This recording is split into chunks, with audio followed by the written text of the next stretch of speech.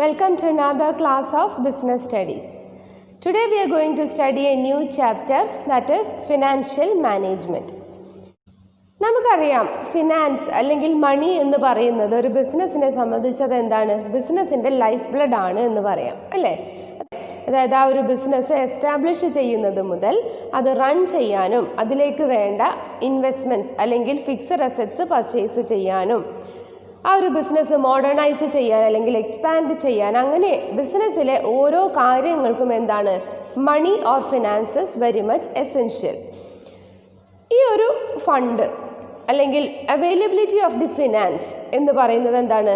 ആ ഒരു ബിസിനസ്സിൻ്റെ ഗ്രോത്ത് അല്ലെങ്കിൽ സർവൈവലിനെ വളരെയധികം എഫക്റ്റ് ചെയ്യുന്ന ഒരു ഫാക്ടറാണ്.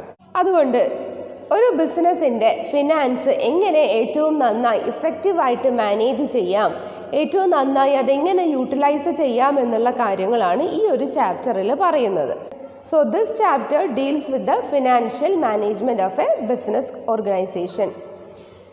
So as we already discussed, finance refers to the money, cash or fund available to carry out business operations. Business ഓർഗനൈസേഷൻ്റെ ഓപ്പറേഷൻസ് കണ്ടക്ട് ചെയ്യാൻ അതിന് ആവശ്യമായി വരുന്ന money or cash or fund അതിനെയാണ് എന്ത് പറയുക? ഫിനാൻസ് എന്ന് പറയുന്നത്. Finance is the life blood of business. A business enterprise requires funds at different stages to start a business, to operate and to expand. അതായത് ആ ഒരു ബിസിനസ് ഓർഗനൈസേഷൻ എന്തുണ്ട്? Start ചെയ്യാൻ, ഓപ്പറേറ്റ് ചെയ്യാൻ, ആ ഒരു ബിസിനസ് ഓർഗനൈസേഷൻ എക്സ്പാൻഡ് ചെയ്യാൻ അല്ലെങ്കിൽ മോഡേണൈസ് ചെയ്യാനൊക്കെ എന്താണ് ഫണ്ട് വളരെയധികം ആവശ്യമാണ്. So, what is the financial management? Financial management is considered to be the management of finance function. Business ഓർഗനൈസേഷൻ്റെ ഫിനാൻസ് മാനേജ് ചെയ്യുന്ന ആ ഒരു ഫംഗ്ഷനെയാണ് ഫിനാൻഷ്യൽ മാനേജ്മെൻറ്റ് എന്ന് പറയുന്നത്. അതായത് ബിസിനസ്സിലേക്ക് വരുന്ന ഫണ്ട് ഏറ്റവും നന്നായി എങ്ങനെ പ്ലാൻ ചെയ്യാം, എങ്ങനെ അത് ഓർഗനൈസ് ചെയ്യാം, അത് എന്തിലേക്കൊക്കെ വേണ്ടി മാറ്റി വെക്കാം, അതാണ് ഡയറക്റ്റിംഗ് ആൻഡ് കൺട്രോളിങ്. അതായത് വേസ്റ്റേജ് ഒക്കെ കുറച്ചുകൊണ്ട് റെഡ്യൂസ് ചെയ്തുകൊണ്ട് ആ ഒരു ക്യാഷിൻ്റെ ഔട്ട്ഫ്ലോ അല്ലെങ്കിൽ ഇൻഫ്ലോ എങ്ങനെ കൺട്രോൾ ചെയ്യാമെന്നുള്ള ആ ഒരു ഫിനാൻഷ്യൽ ആക്ടിവിറ്റീസിനെയാണ് ഫിനാൻഷ്യൽ മാനേജ്മെൻറ്റ് എന്ന് പറയാം. അപ്പോൾ ഇവിടെ പറയുന്നത് procurement and utilisation of fund and distribution of earnings to the owners. അപ്പോൾ ഫിനാൻഷ്യൽ മാനേജ്മെൻറ്റ് എന്താണ് എന്ന് പറയാൻ എന്താണ് ഫിനാൻഷ്യൽ മാനേജ്മെൻറ്റിൽ ഇൻക്ലൂഡ് ചെയ്യുന്ന രണ്ട് കാര്യങ്ങളാണ്. ഒന്ന് പ്രൊക്യൂർമെൻറ്റ് ഓഫ് ഫണ്ട്, രണ്ട് യൂട്ടിലൈസേഷൻ ഓഫ് ഫണ്ട്. അതായത് ബിസിനസ്സിലേക്ക് വരുന്ന ആ ഒരു ഫണ്ട് എങ്ങനെ പ്രൊക്യൂർ ചെയ്യാമെന്ന് പറഞ്ഞാൽ അതെങ്ങനെ കളക്ട് ചെയ്യാം അല്ലെങ്കിൽ സംഭരിക്കാം. അപ്പോൾ ആ ഒരു ഫണ്ട് എങ്ങനെ ഏതെല്ലാം രീതിയിൽ നമുക്ക് കളക്ട് ചെയ്യാം, ആ കിട്ടിയ ഫണ്ട് എങ്ങനെയൊക്കെ അത് യൂട്ടിലൈസ് ചെയ്യാം, അതിൽ നിന്നും എങ്ങനെ ഓണേഴ്സിന് ഡിസ്ട്രിബ്യൂട്ട് ചെയ്യാം എന്നുള്ള കാര്യങ്ങളാണ് ഫിനാൻഷ്യൽ മാനേജ്മെൻറ്റ് കൊണ്ട് ഉദ്ദേശിക്കുന്നത്. ഓക്കെ, അപ്പോൾ ഇതിൽ നിന്ന് തന്നെ നമുക്കൊരു ഡെഫിനേഷൻ പഠിക്കാം. According to XII XII, financial management deals with the procurement of fund and effective utilization in the business. ആ ഒരു ഫണ്ട് എങ്ങനെ പ്രൊക്യൂർ ചെയ്യുന്നുവെന്നും അത് ബിസിനസ്സിൽ എങ്ങനെ യൂട്ടിലൈസ് ചെയ്യുന്നു എന്നുള്ള കാര്യങ്ങളാണ് ഫിനാൻഷ്യൽ മാനേജ്മെൻറ്റ് കൊണ്ട് ഉദ്ദേശിക്കുന്നത്. ഓക്കെ, അപ്പോൾ ഈ ഒരു ഡെഫിനേഷൻ ഞാൻ നിങ്ങൾക്ക് നോട്ട് തരുമ്പോൾ തരാം, അല്ലെങ്കിൽ വീഡിയോ കാണുമ്പോൾ എഴുതിയെടുക്കുക.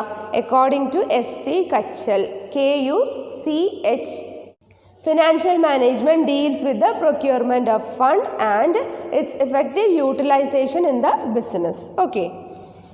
ഇനി next, role and importance of financial management. എന്തിനാണ് ഒരു ഓർഗനൈസേഷനിലെ ഫിനാൻസ് മാനേജ് ചെയ്യുന്നത്, എന്താണ് അതിൻ്റെ റോൾ, എന്താണ് അതിൻ്റെ ഇമ്പോർട്ടൻസ്?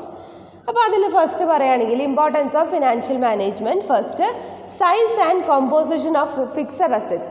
അതായത് നമുക്കറിയാം ഒരു ബിസിനസ്സിലെ ഫിനാൻസ് മാനേജ് ചെയ്യണമെങ്കിൽ അത് എന്ത് ചെയ്യുന്നുണ്ട്? പല ഫാക്ടേഴ്സുമായി റിലേറ്റഡ് ആണ്.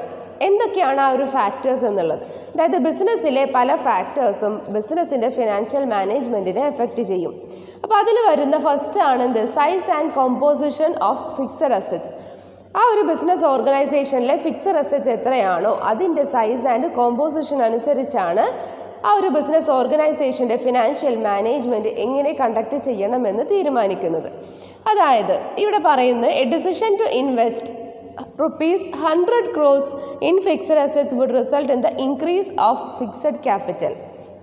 അതായത് നമുക്കറിയാം ഇപ്പോൾ നമ്മുടെ ബിസിനസ് ഒരു ലാർജ് ബിസിനസ് ഓർഗനൈസേഷൻ ആണ് എങ്കിൽ അവിടെ ഫിക്സഡ് അസറ്റ്സിൻ്റെ കാര്യത്തിലാണെങ്കിലും അതുപോലെ ഷെയർസിൻ്റെ കാര്യത്തിലാണെങ്കിലും പ്രോഫിറ്റിൻ്റെ കാര്യത്തിലാണെങ്കിലും എക്സ്പെൻസിൻ്റെ കാര്യത്തിലുമായിരിക്കും എന്താണ് അവിടെ ഹ്യൂജ് ആയിരിക്കും അല്ലേ, ഇൻവെസ്റ്റ്മെൻറ്റ് ഹ്യൂജ് ആയിരിക്കും. അതുപോലെ തന്നെയാണ് അതിൽ ഓരോ കാര്യങ്ങളും.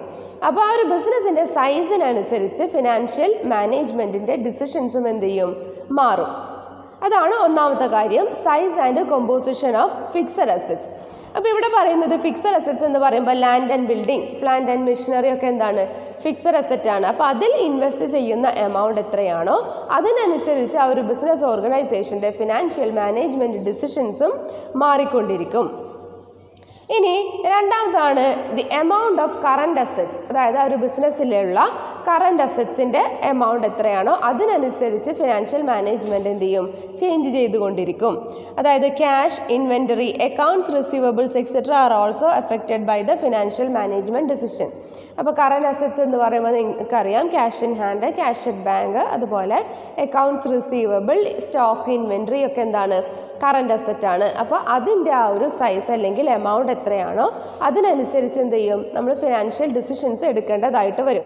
ബിസിനസ് ഓർഗനൈസേഷൻ്റെ കയ്യിൽ ഒരു ഹ്യൂജ് എമൗണ്ട് ഓഫ് ക്യാപിറ്റൽ ഉണ്ടെങ്കിൽ ആ ഒരു എമൗണ്ട് എന്ത് ചെയ്യണം, നമ്മൾ എന്തിലേക്കൊക്കെ ഇൻവെസ്റ്റ് ചെയ്യേണ്ടതുണ്ട്, അതെങ്ങനെ യൂട്ടിലൈസ് ചെയ്യണം, അത് എവിടെയൊക്കെ റീറ്റെയിൻ ചെയ്യണം, റിസർവ് ആക്കി എത്ര വെക്കണം, അങ്ങനെ ആ ഒരു എമൗണ്ടിനനുസരിച്ചാണ് ഫിനാൻഷ്യൽ മാനേജ്മെൻറ്റ് ഡിസിഷൻസ് എടുക്കുന്നത്.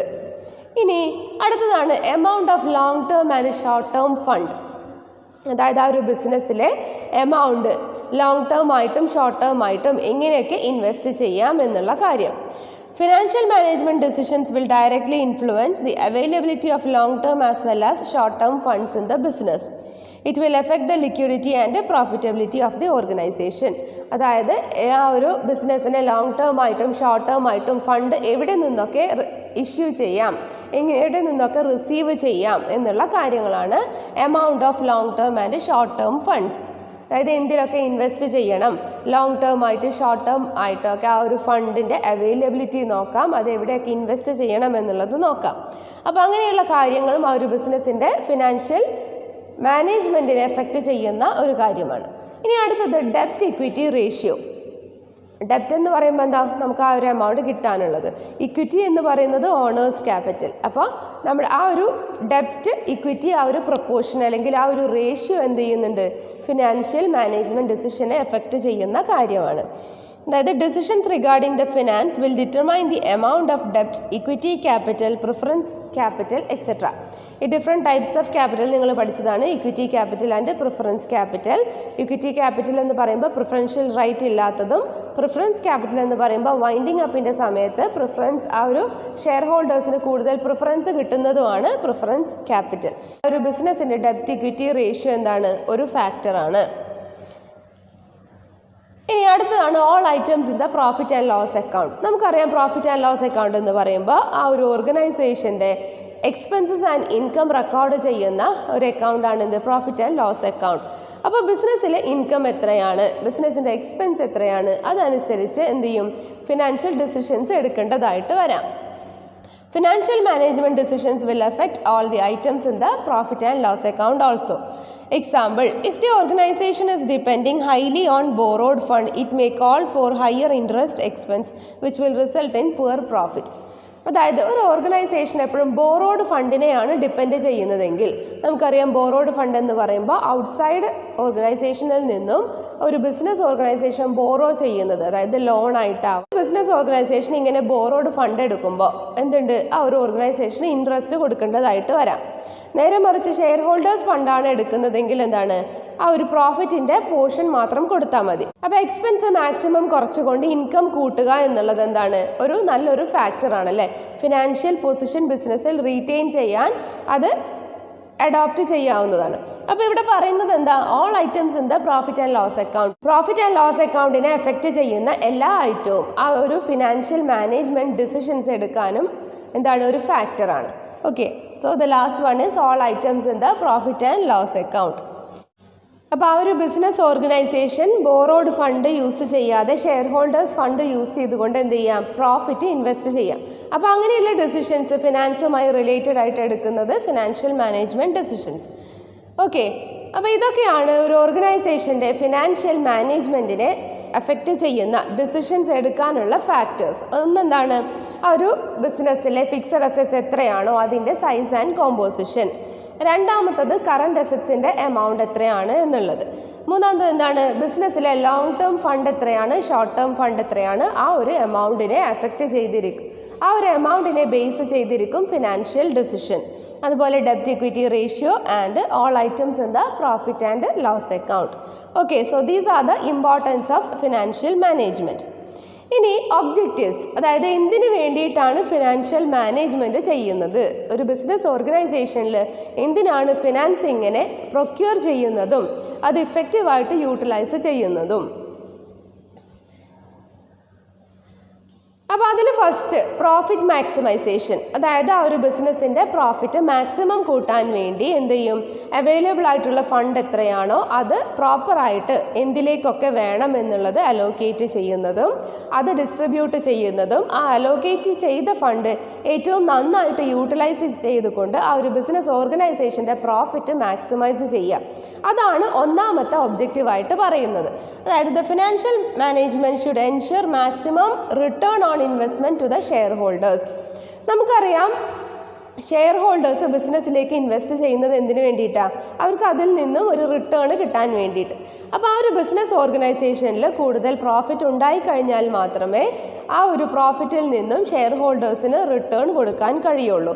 അപ്പോൾ ഒന്നാമത്തെ ഒബ്ജക്റ്റീവായിട്ട് പറയുന്നത് പ്രോഫിറ്റ് മാക്സിമൈസ് ചെയ്യുക. ഈ പ്രോഫിറ്റ് മാക്സിമൈസ് ചെയ്യുന്നത് ആ ഒരു ഷെയർ ഹോൾഡേഴ്സിന് റിട്ടേൺ ഓൺ ഇൻവെസ്റ്റ്മെൻറ്റ് കൊടുക്കാൻ വേണ്ടിയിട്ട്. ഓക്കെ, അപ്പോൾ അതാണ് ഒന്നാമത്തെ ഒബ്ജക്റ്റീവ്. ഇനി നെക്സ്റ്റ് വെൽത്ത് മാക്സിമൈസേഷൻ, ബിസിനസ്സിൻ്റെ വെൽത്ത് കൂട്ടുക എന്നുള്ളത്. The ultimate objective of decision makers must be to increase the wealth of shareholders or investors. അതായത് ഷെയർ ഹോൾഡേഴ്സിൻ്റെയോ അല്ലെങ്കിൽ ഇൻവെസ്റ്റേഴ്സിൻ്റെയോ ആ ഒരു വെൽത്ത്, ആസ്തി കൂട്ടുക എന്നുള്ളത്. Wealth of owners is equal to number of shares held in to market price per share. ഓരോ ഓണേഴ്സിൻ്റെയും വെൽത്ത് എന്ന് പറയുന്നത് എന്താണ്, അവർ എത്ര ഷെയർ ആണോ ആ ഒരു ബിസിനസ്സിൽ എടുത്തിട്ടുള്ളത്, that number of shares into market price per share, ഓരോ ഷെയറിൻ്റെയും മാർക്കറ്റ് പ്രൈസ് എത്രയാണ് എന്ന്. അതായത് ഒരു ഓണർ എന്ത് ചെയ്യാണ്, ഒരു 100 ഷെയർസ് എടുത്തു എന്ന് വിചാരിക്കുക. ആ 100 ഷെയർസിൻ്റെ ആ സമയത്തെ മാർക്കറ്റ് പ്രൈസ് എന്ന് പറയുന്നത് 10 രൂപയാണെങ്കിൽ, അതായത് ഒരു ഷെയറിന് 10 രൂപയാണെങ്കിൽ എന്താണ്, 100 ഷെയർസിന് എത്രയായിരിക്കും, 1000 റുപ്പീസ് ആയിരിക്കും ആ ഒരു ഓണറുടെ വെൽത്ത് എന്ന് പറയുന്നത്. അപ്പോൾ ആ ഒരു ഓണേഴ്സിൻ്റെയോ ഇൻവെസ്റ്റേഴ്സിൻ്റെയോ വെൽത്ത് ഇൻക്രീസ് ചെയ്യുക എന്നുള്ളതാണ് ഫിനാൻഷ്യൽ മാനേജ്മെൻറ്റിൻ്റെ രണ്ടാമത്തെ ഒബ്ജക്റ്റീവായിട്ട് പറയുന്നത്. The financial management focuses on 3 major financial decision areas, namely investment, financing and dividend decisions. അപ്പോൾ ഫിനാൻഷ്യൽ മാനേജ്മെൻറ്റ് എന്ത് ചെയ്യുന്നുണ്ട്, ഒരു ബിസിനസ് ഓർഗനൈസേഷനിലെ എടുക്കുന്ന തീരുമാനങ്ങൾ എന്ന് പറയുന്നത് 3 ഡിവൈഡ് ചെയ്തിട്ടുണ്ട്. Investment decisions 2, financing decisions and 3 dividend decisions. They are collectively known as the finance functions of business. അപ്പോൾ ഒരു ബിസിനസ്സിൻ്റെ ഫിനാൻസ് ഫങ്ഷൻസ് എന്ന് പറയുന്നത് 3 എണ്ണമാണ്. Investment decision, finance decision and dividend decision. ഈ 3ഉം ഇനി ഡീറ്റെയിൽ ആയിട്ട് നമ്മൾ നോക്കും. So the finance functions or financial decisions are divided into 3. Finance functions എന്നായിരിക്കും ചോദിക്കുക. Which are the finance functions of the business or which are the financial decisions of a business. അപ്പോൾ അതിൽ വരുന്നതാണ് first investment decision, dividend decision and financing decision. ഇനി അതിലൊന്നാമത്തതാണ് investment decision. Investment എന്ന് പറയുമ്പോൾ എന്താ, ആ ഒരു ബിസിനസ് ഓർഗനൈസേഷൻസിലേക്ക് ഓണേഴ്സ് അല്ലെങ്കിൽ ഷെയർ ഹോൾഡേഴ്സ് ഇൻവെസ്റ്റ് ചെയ്യുന്ന എമൗണ്ടിനെയാണ് നമ്മൾ എന്ത് പറയുക, ഇൻവെസ്റ്റ്മെൻറ്റ് എന്ന് പറയാം. അപ്പോൾ ആ ഒരു ഇൻവെസ്റ്റ്മെൻറ്റ് ഡിസിഷൻസുമായി റിലേറ്റഡ് ആയിട്ട് എന്താണ് ഒരു ഫിനാൻസ് ഫങ്ഷൻ നോക്കാം. Investment decision, it is concerned with how firms' valuable funds are to be invested in various assets. അപ്പോൾ ഇങ്ങനെ ഷെയർ ഹോൾഡേഴ്സ് ഇൻവെസ്റ്റ് ചെയ്ത ആ ഒരു എമൗണ്ട് ആ ഒരു ബിസിനസ്സിൻ്റെ എന്തെല്ലാം അസറ്റിൽ ഇൻവെസ്റ്റ് ചെയ്യണം എന്നുള്ള കാര്യങ്ങളാണ് ഇൻവെസ്റ്റ്മെൻറ്റ് ഡിസിഷൻസിലൂടെ പറയുന്നത്. Investment decisions deals with how the firms valuable funds are to be invested in various assets. വിവിധ അസറ്റുകളിലേക്ക് ആ ഒരു ഫണ്ട് എങ്ങനെ ഇൻവെസ്റ്റ് ചെയ്യണം എന്നുള്ള കാര്യം. അപ്പോൾ ഇവിടെ നമുക്കറിയാം ഒരു ബിസിനസ്സിൽ എന്തുണ്ട്, ഫിക്സഡ് അസറ്റ് ഉണ്ട്, കറണ്ട് അസറ്റ് ഉണ്ട്. അപ്പോൾ ഫിക്സഡ് അസറ്റിലാണ് എന്ത് ചെയ്യുന്നത്, ഇങ്ങനെ ഇൻവെസ്റ്റ്മെൻറ്റ് അല്ലെങ്കിൽ ഷെയർ ഹോൾഡേഴ്സിൽ നിന്നുള്ള ഫണ്ട് ഇൻവെസ്റ്റ് ചെയ്യുന്നത്. ആ ഒരു ബിസിനസ് ഓർഗനൈസേഷൻ തുടങ്ങുന്നത് മുതൽ എന്തുണ്ട്, ഫിക്സഡ് അസറ്റ്സ് ആവശ്യമാണ്. അപ്പോൾ ഫിക്സഡ് അസറ്റ്സ് എന്ന് പറയുമ്പോൾ നമുക്കറിയാം land and building, plant and machinery, factories, equipment, അങ്ങനെയുള്ള കാര്യങ്ങളൊക്കെ എന്താണ്, ഫിക്സഡ് അസറ്റ് ആണ്. അപ്പോൾ ഓണേഴ്സ് കൊണ്ടുവരുന്ന ഈ ഒരു ഇൻവെസ്റ്റ്മെൻറ്റിൽ നിന്നും എത്ര രൂപയാണ് ഓരോ ഫിക്സഡ് അസറ്റിലേക്കും വേണ്ടി മാറ്റി വെക്കുന്നത് എന്നുള്ളതാണ് ഇൻവെസ്റ്റ്മെൻറ്റ് ഡിസിഷൻ. ഇനി ഇൻവെസ്റ്റ്മെൻറ്റ് ഡിസിഷൻ തന്നെ രണ്ട് തരത്തിലുണ്ട്, അതായത് long term and short term. Okay, investment decisions are of 2 types, long term decisions and short term decisions. Long-term investment decisions is also called a capital budgeting decision. Capital budgeting decision എന്ന പേര് കൂടി long term investment decisions-നുണ്ട്. അതായത് purchase a new machine, opening a new branch, etc. Long term എന്ന് പറയുമ്പോൾ എന്താ, long ഡ്യൂറേഷനിലേക്ക് വേണ്ടി invest ചെയ്യുന്ന ഒരു ഫിക്സഡ് അസറ്റ് വാങ്ങിക്കാൻ വേണ്ടി അതിൽ ഇൻവെസ്റ്റ് ചെയ്യുന്ന എമൗണ്ട് ആണ് ലോങ് ടേം ഇൻവെസ്റ്റ്മെൻറ്റ് ഡിസിഷൻ. അപ്പോൾ അതിന് നമുക്ക് എക്സാമ്പിൾ പറയുമ്പോൾ ഒരു മെഷീനറി വാങ്ങിക്കുക, അല്ലെങ്കിൽ ഒരു ഫർണിച്ചർ വാങ്ങിക്കുക, പുതിയൊരു ബ്രാഞ്ച് തുടങ്ങുന്നത്, അങ്ങനെയുള്ളതൊക്കെ എന്താണ്, അല്ലെങ്കിൽ എക്സിസ്റ്റിംഗ് ബിസിനസ് ഒന്നുകൂടി എക്സ്പാൻഡ് ചെയ്യുന്നതൊക്കെ എന്താണ്, ഇങ്ങനെയുള്ള ലോങ് ടേം ഇൻവെസ്റ്റ്മെൻറ്റ് ഡിസിഷൻ ആണ്.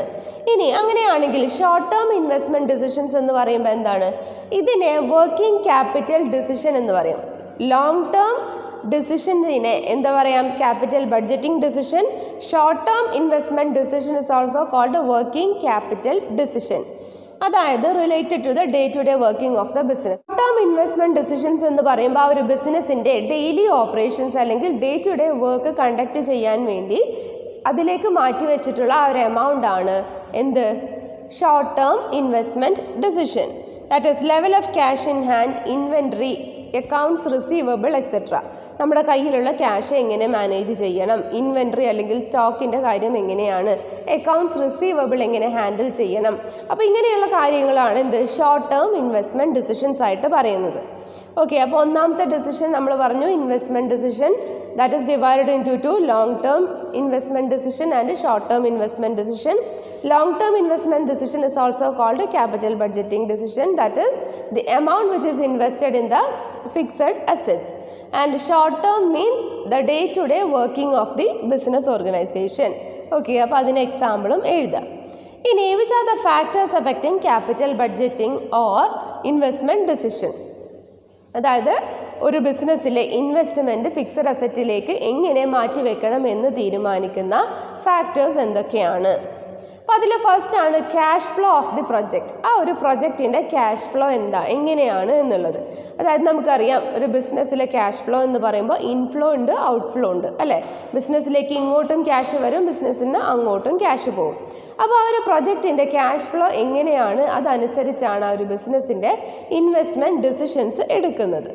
The inflow and outflow of cash in the business should be considered before making capital budgeting decision. അപ്പോൾ അത് ആദ്യം മനസ്സിലാക്കിയിട്ട് വേണം ആ ഒരു ക്യാപിറ്റൽ ബഡ്ജറ്റിംഗ് ഡിസിഷൻസ് എടുക്കാൻ. Some projects will take a long period of time to start inflow of cash. അപ്പോൾ ഓരോ ബിസിനസ്സിൻ്റെ ഓരോ പ്രൊജക്റ്റിൻ്റെയും ക്യാഷ് ഫ്ലോ എന്താണ്, ഇൻവെസ്റ്റ്മെൻറ്റ് ഡിസിഷൻസിനെ എഫക്റ്റ് ചെയ്യുന്ന ഫാക്ടറാണ്. അതായത് നമ്മളിപ്പോൾ ചില ബിസിനസ് എന്തുണ്ട്, അല്ലെങ്കിൽ ചില പ്രൊജക്റ്റിൽ നമ്മൾ ഇൻവെസ്റ്റ് ചെയ്ത് കഴിഞ്ഞാൽ ഒരുപാട് വർഷം കഴിഞ്ഞിട്ടാണ് അതിൽ നിന്നും നമുക്ക് റിട്ടേൺ കിട്ടുക. അപ്പോൾ നമ്മുടെ ബിസിനസ്സിലുള്ള ഫുൾ എമൗണ്ട് നമ്മൾ ആ ഒരു പുതിയ പ്രൊജക്റ്റിലേക്ക് ഇൻവെസ്റ്റ് ചെയ്ത് കഴിഞ്ഞാൽ അതിൽ നിന്നും റിട്ടേൺ കിട്ടാൻ ഒരുപാട് വർഷമെടുക്കും. അപ്പോൾ എന്താണ് ആ ഒരു പ്രൊജക്റ്റിൻ്റെ ക്യാഷ് ഫ്ലോ എന്ന് മനസ്സിലാക്കി വേണം ഓരോ ബിസിനസ്സിലും ഇൻവെസ്റ്റ് ചെയ്യാൻ. അതാണ് ഒന്നാമത്തെ factor, cash flow of the project. ഇനി രണ്ടാമത്തതാണ് rate of return. Rate of return എന്താ? While selecting a project the rate of return must be considered. If two projects having 10% return and 15% return with almost equal risk, normally the second one may be selected. അതായത് നമ്മളൊരു പ്രൊജക്റ്റിൽ invest ചെയ്യുമ്പോൾ അതിൽ നിന്നും നമുക്ക് കിട്ടുന്ന rate of return എത്രയാണ് എന്നുള്ളത് എന്താണ്, ഒരു ഇൻവെസ്റ്റ്മെൻറ്റ് ഡിസിഷനാണ്, അല്ലേ? അതായത് നമുക്ക് എന്തുണ്ട്, ഒരുപാട് ഓപ്പർച്യൂണിറ്റീസ് വന്നിട്ടുണ്ട്. അപ്പോൾ അതിൽ ഓരോന്നിലും ഇൻവെസ്റ്റ് ചെയ്യുമ്പോൾ അതിൽ നിന്നും നമുക്ക് എത്ര കിട്ടുമെന്നുള്ള ആ ഒരു ബെനിഫിറ്റ് അല്ലേ ബിസിനസ് ഓർഗനൈസേഷൻ നോക്കുക. ഇപ്പോൾ ഇവിടെ 2 ബിസിനസ് ഓപ്പർച്യൂണിറ്റി വന്നു. ഒന്നിൽ നിന്നും 10% റിട്ടേൺ കിട്ടും എന്ന് പറഞ്ഞു, ഒന്നിൽ നിന്നും 15% കിട്ടും.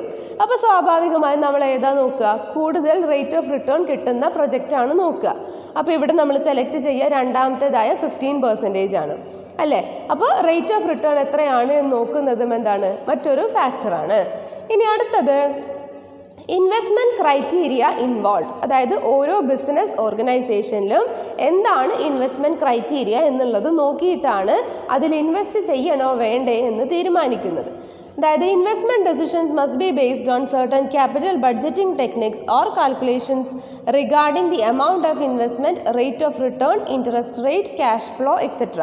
അതായത് ഒരു ബിസിനസ് ഓർഗനൈസേഷനിൽ പല ഇൻവെസ്റ്റ്മെൻറ്റ് ക്രൈറ്റീരിയ ആയിരിക്കും അവർ ഫോളോ ചെയ്യുന്നത്. അതായത് ഒരുപാട് ഇൻവെസ്റ്റ്മെൻറ്റ് ക്രൈറ്റീരിയ ഉണ്ട്. അതായത് net present value, discounted cash flow, അതുപോലെ പേ ബാക്ക് മെത്തേഡ് എന്നൊക്കെ പറഞ്ഞ് ഒരുപാട് ഇൻവെസ്റ്റ്മെൻറ്റ് ക്രൈറ്റീരിയ ഉണ്ട്. ഓരോ ബിസിനസ് ഓർഗനൈസേഷനും ഏത് മെത്തേഡാണ് ഫോളോ ചെയ്യുന്നത് എന്ന് നോക്കി അതിനനുസരിച്ചാണ് അതിൽ ഇൻവെസ്റ്റ് ചെയ്യണോ വേണ്ടേ എന്ന് തീരുമാനിക്കുന്നത്. അതാണ് പറയുന്നത് ഓരോ calculations regarding the amount of investment. ആ ഒരു എമൗണ്ട് ഓഫ് ഇൻവെസ്റ്റ്മെൻറ്റ് എത്രയാണ്, അതിൻ്റെ റേറ്റ് ഓഫ് റിട്ടേൺ എത്ര കിട്ടും, ഇൻട്രസ്റ്റ് റേറ്റ് എത്രയാണ്, ക്യാഷ് ഫ്ലോ എങ്ങനെയാണ്, അങ്ങനെ ആ ഒരു ഇൻവെസ്റ്റ് ചെയ്ത് കഴിഞ്ഞാൽ അതിൻ്റെ ആഫ്റ്റർ ഇഫക്ട്സ് നോക്കിയിട്ടാണ് എന്ത് ചെയ്യുക, അതിൽ ഇൻവെസ്റ്റ് ചെയ്യണോ വേണ്ടേ എന്ന് തീരുമാനിക്കുന്നത്. അപ്പോൾ ഓരോ ബിസിനസ്സിൻ്റെയും ഇൻവെസ്റ്റ്മെൻറ്റ് ക്രൈറ്റീരിയ ഒരു ഫാക്ടറാണ്. So these are the factors effecting investment decision. That is cash flow of the project, rate of return and investment criteria involved. Okay.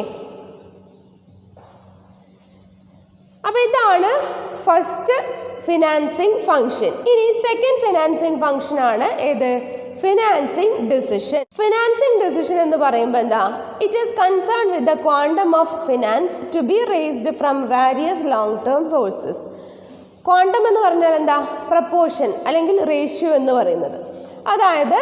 അതായത് ഒരു ബിസിനസ് ഓർഗനൈസേഷനിൽ എന്തുണ്ട്? ഒരുപാട് സോഴ്സസ് ഓഫ് ഫിനാൻസ് ഉണ്ട് അല്ലേ. ഒരുപാട് സോഴ്സിലൂടെ ആ ഒരു ബിസിനസ് ഓർഗനൈസേഷന് വേണ്ട ഫണ്ട് കണ്ടെത്താം. നിങ്ങൾ +1 പഠിച്ചിട്ടുണ്ടാവും സോഴ്സസ് ഓഫ് ബിസിനസ് ഫിനാൻസ് എന്ന് പറഞ്ഞ ഒരുപാട് കാര്യങ്ങൾ.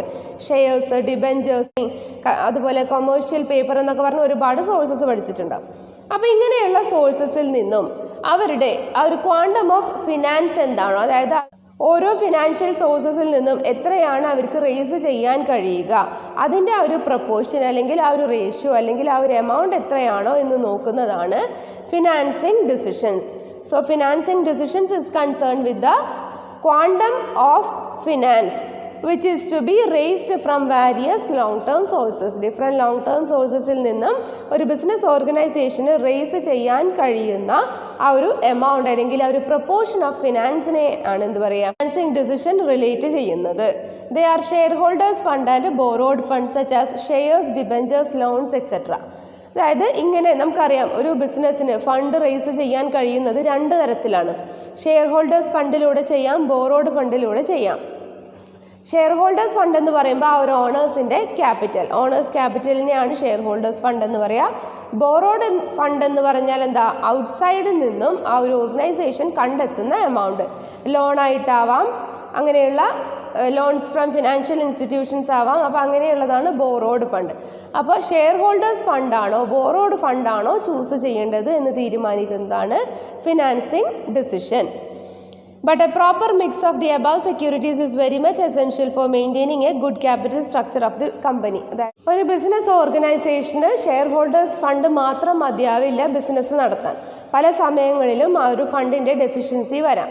അപ്പോൾ ബോറോഡ് ഫണ്ടിനെ ഡിപ്പെൻഡ് ചെയ്യേണ്ടതായിട്ട് വരും.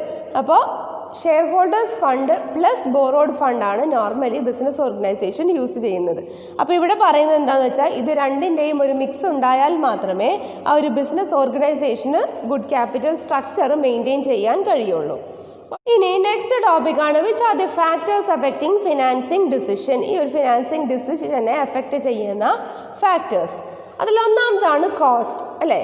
എന്താണ് ആ ഒരു ബിസിനസ് ഓർഗനൈസേഷൻ്റെ ചിലവ് എന്ന് നോക്കിയിട്ടാണ് ഓരോ ഫണ്ടും എന്തിലേക്കൊക്കെ മാറ്റിവെക്കണം എന്ന് തീരുമാനിക്കുന്നത്. അപ്പോൾ ഒന്നാമത് try to obtain the fund from cheaper sources. എപ്പോഴും ആ ഒരു ചിലവ് കുറക്കുക എന്നുള്ളത്, ചീപ്പർ സോഴ്സസിൽ നിന്നും ഫണ്ട് ഒബ്റ്റെയിൻ ചെയ്യുക എന്നുള്ളതാണ് ഒന്നാമത്തെ ഫാക്ടറായിട്ട് പറയുന്നത്. ഇനി രണ്ടാമത്തത് risk. Risk means risk factor in each source must be considered. ഓരോ ഫാക്ടറിലെയും റിസ്ക് എത്രയാണ്, ഹൈ റിസ്ക് ഉള്ളതാണോ ലോ റിസ്ക് ഉള്ളതാണോ, അതായത് ആ പറഞ്ഞ ടൈമിനുള്ളിൽ ഫണ്ട് തിരിച്ചു കൊടുക്കാൻ കഴിയില്ലേ, അങ്ങനെയുള്ള കാര്യങ്ങളൊക്കെ നോക്കിയിട്ടാണ് എന്ത് ചെയ്യുന്നത് ആ ഒരു ബിസിനസ് ഓർഗനൈസേഷൻ്റെ ഫിനാൻസിങ് ഡിസിഷൻസ് എടുക്കുന്നത്. അപ്പോൾ റിസ്ക് എന്നത് ഒരു ഇമ്പോർട്ടൻറ്റ് ഫാക്ടറാണ്. ഇനി മൂന്നാമതാണ് ഫ്ലോട്ടേഷൻ കോസ്റ്റ്. ഫ്ലോട്ടേഷൻ കോസ്റ്റ് എന്ന് പറഞ്ഞാൽ ഒരു ബിസിനസ് ഓർഗനൈസേഷൻ ഔട്ട്സൈഡിൽ നിന്നും സെക്യൂരിറ്റീസ് റേസ് ചെയ്യാൻ വേണ്ടി ആ ഒരു ബിസിനസ് ഓർഗനൈസേഷന് വരുന്ന കോസ്റ്റിനെയാണ് ഫ്ലോട്ടേഷൻ കോസ്റ്റ് എന്ന് പറയാം. അതായത് അണ്ടർ റൈറ്റിംഗ് ആവാം, അണ്ടർ റൈറ്റിംഗ് അല്ലെങ്കിൽ പ്രിലിമിനറി എക്സ്പെൻസ് ആവാം, ലീഗൽ ഫീസ് ആവാം, രജിസ്ട്രേഷൻ ഫീസ് ആവാം. അതിൽ നിന്നും ഷെയർസ് റേസ് ചെയ്യുമ്പോൾ ആ ഒരു ബിസിനസ് ഓർഗനൈസേഷന് വരുന്ന കോസ്റ്റിനെയാണ് ഫ്ലോട്ടേഷൻ കോസ്റ്റ് എന്ന് പറയാം. അപ്പോൾ cost of raising finance should be less. അപ്പോൾ ഈ ഫ്ലോട്ടേഷൻ കോസ്റ്റ് നോക്കിയിട്ടാണ് ഓരോ ഷെയർസിൻ്റെയും എമൗണ്ട് തീരുമാനിക്കുന്നത്. അപ്പോൾ ഈ ഫ്ലോട്ടേഷൻ കോസ്റ്റ് എന്ന് പറയുന്നത് ഒരു ഇമ്പോർട്ടൻറ്റ് ഫാക്ടറാണ്. ഇനി അടുത്തതാണ് ക്യാഷ് ഫ്ലോ പൊസിഷൻ. ബിസിനസ്സിൻ്റെ ക്യാഷ് ഫ്ലോ നോക്കണം. A stronger cash flow position recommends more ഡെപ്റ്റ് ഫിനാൻസിങ്. അപ്പോൾ ബിസിനസ്സിൻ്റെ ക്യാഷ് ഫ്ലോ നോക്കിയിട്ടാണ് എത്രത്തോളം കടം കൊടുക്കണം എന്നുള്ള ആ ഒരു കാര്യം തീരുമാനിക്കുന്നത്. ഡെപ്റ്റ് ഫിനാൻസിങ് നോക്കുന്നത് എന്താണ്, ബിസിനസ്സിൻ്റെ ക്യാഷ് ഫ്ലോ അനുസരിച്ചാണ്. അപ്പോൾ ആ ഒരു ഡെപ്റ്റിൻ്റെ പൊസിഷൻ നോക്കിയിട്ടാണ് ബിസിനസ് എന്ത് ചെയ്യുന്നത്, ഫിനാൻസിങ് ഡിസിഷൻസ് എടുക്കുന്നത്. ഇനി അതുപോലെയാണ് ഫിക്സഡ് കോസ്റ്റ്. അതായത് if fixed operating cost like rent, insurance premium, salaries etcetera are high, it is better to reduce ഡെപ്റ്റ് financing having fixed interest burden. അതായത് നമുക്കറിയാം ബിസിനസ്സിൽ നമുക്ക് എല്ലാ വർഷവും അല്ലെങ്കിൽ എപ്പോഴും ഉണ്ടാവുന്ന കുറച്ച് ചിലവുകളാണ് ഈ പറഞ്ഞ റെൻറ്റ് നമ്മളെല്ലാ മാസവും കൊടുക്കേണ്ടതാണ്, ഇൻഷുറൻസ് പ്രീമിയം കൊടുക്കേണ്ടതാണ്, സാലറീസ് കൊടുക്കേണ്ടതാണ്. അപ്പോൾ ഇങ്ങനെ കോൺസ്റ്റൻ്റ് ആയിട്ട് വരുന്ന ആ ഒരു ഓപ്പറേറ്റിംഗ് കോസ്റ്റുകൾ അത് ഹൈ ആണെങ്കിൽ ഡെപ്റ്റ് ഫിനാൻസിങ് എന്താണ്, റെഡ്യൂസ് ചെയ്യുന്നതാണ് ആ ഒരു ബിസിനസ്സിൻ്റെ ഫിനാൻഷ്യൽ പൊസിഷൻ സ്റ്റേബിൾ ആയിട്ട് കൊണ്ടുപോകാൻ നല്ലത്. അതാണ് ഒരു ഫാക്ടർ. ഫിക്സഡ് കോസ്റ്റ് നോക്കിയിരിക്കണം. അടുത്തത് control. More dependence on owners fund will reduce control among the existing share holders. അതായത് ഓണേഴ്സ് ഫണ്ടിനെ കൂടുതലായിട്ട് ഡിപ്പെൻഡ് ചെയ്യുന്നതാണ് നല്ലത് എന്ന് നമ്മൾ നേരത്തെ പറഞ്ഞു അല്ലേ. ബോറോഡ് ഫണ്ടിനേക്കാൾ നല്ലത് ഷെയർ ഹോൾഡേഴ്സ് ഫണ്ട് അല്ലെങ്കിൽ ഓണേഴ്സ് ഫണ്ടിനെ ഡിപ്പെൻഡ് ചെയ്യുന്നതാണ്. ബോറോഡ് ഫണ്ടാകുമ്പോൾ നമ്മൾ അതിന് സമയാസമയങ്ങളിൽ ഇൻട്രസ്റ്റ് കൊടുത്തുകൊണ്ടിരിക്കണം. അപ്പോൾ അതൊരു ബിസിനസ്സിനെ സംബന്ധിച്ച് അതൊരു എക്സ്പെൻസ് ആണ്.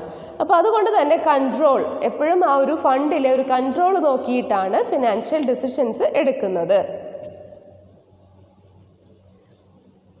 ഇനി അടുത്തത് ക്യാപിറ്റൽ മാർക്കറ്റ് കണ്ടീഷൻ.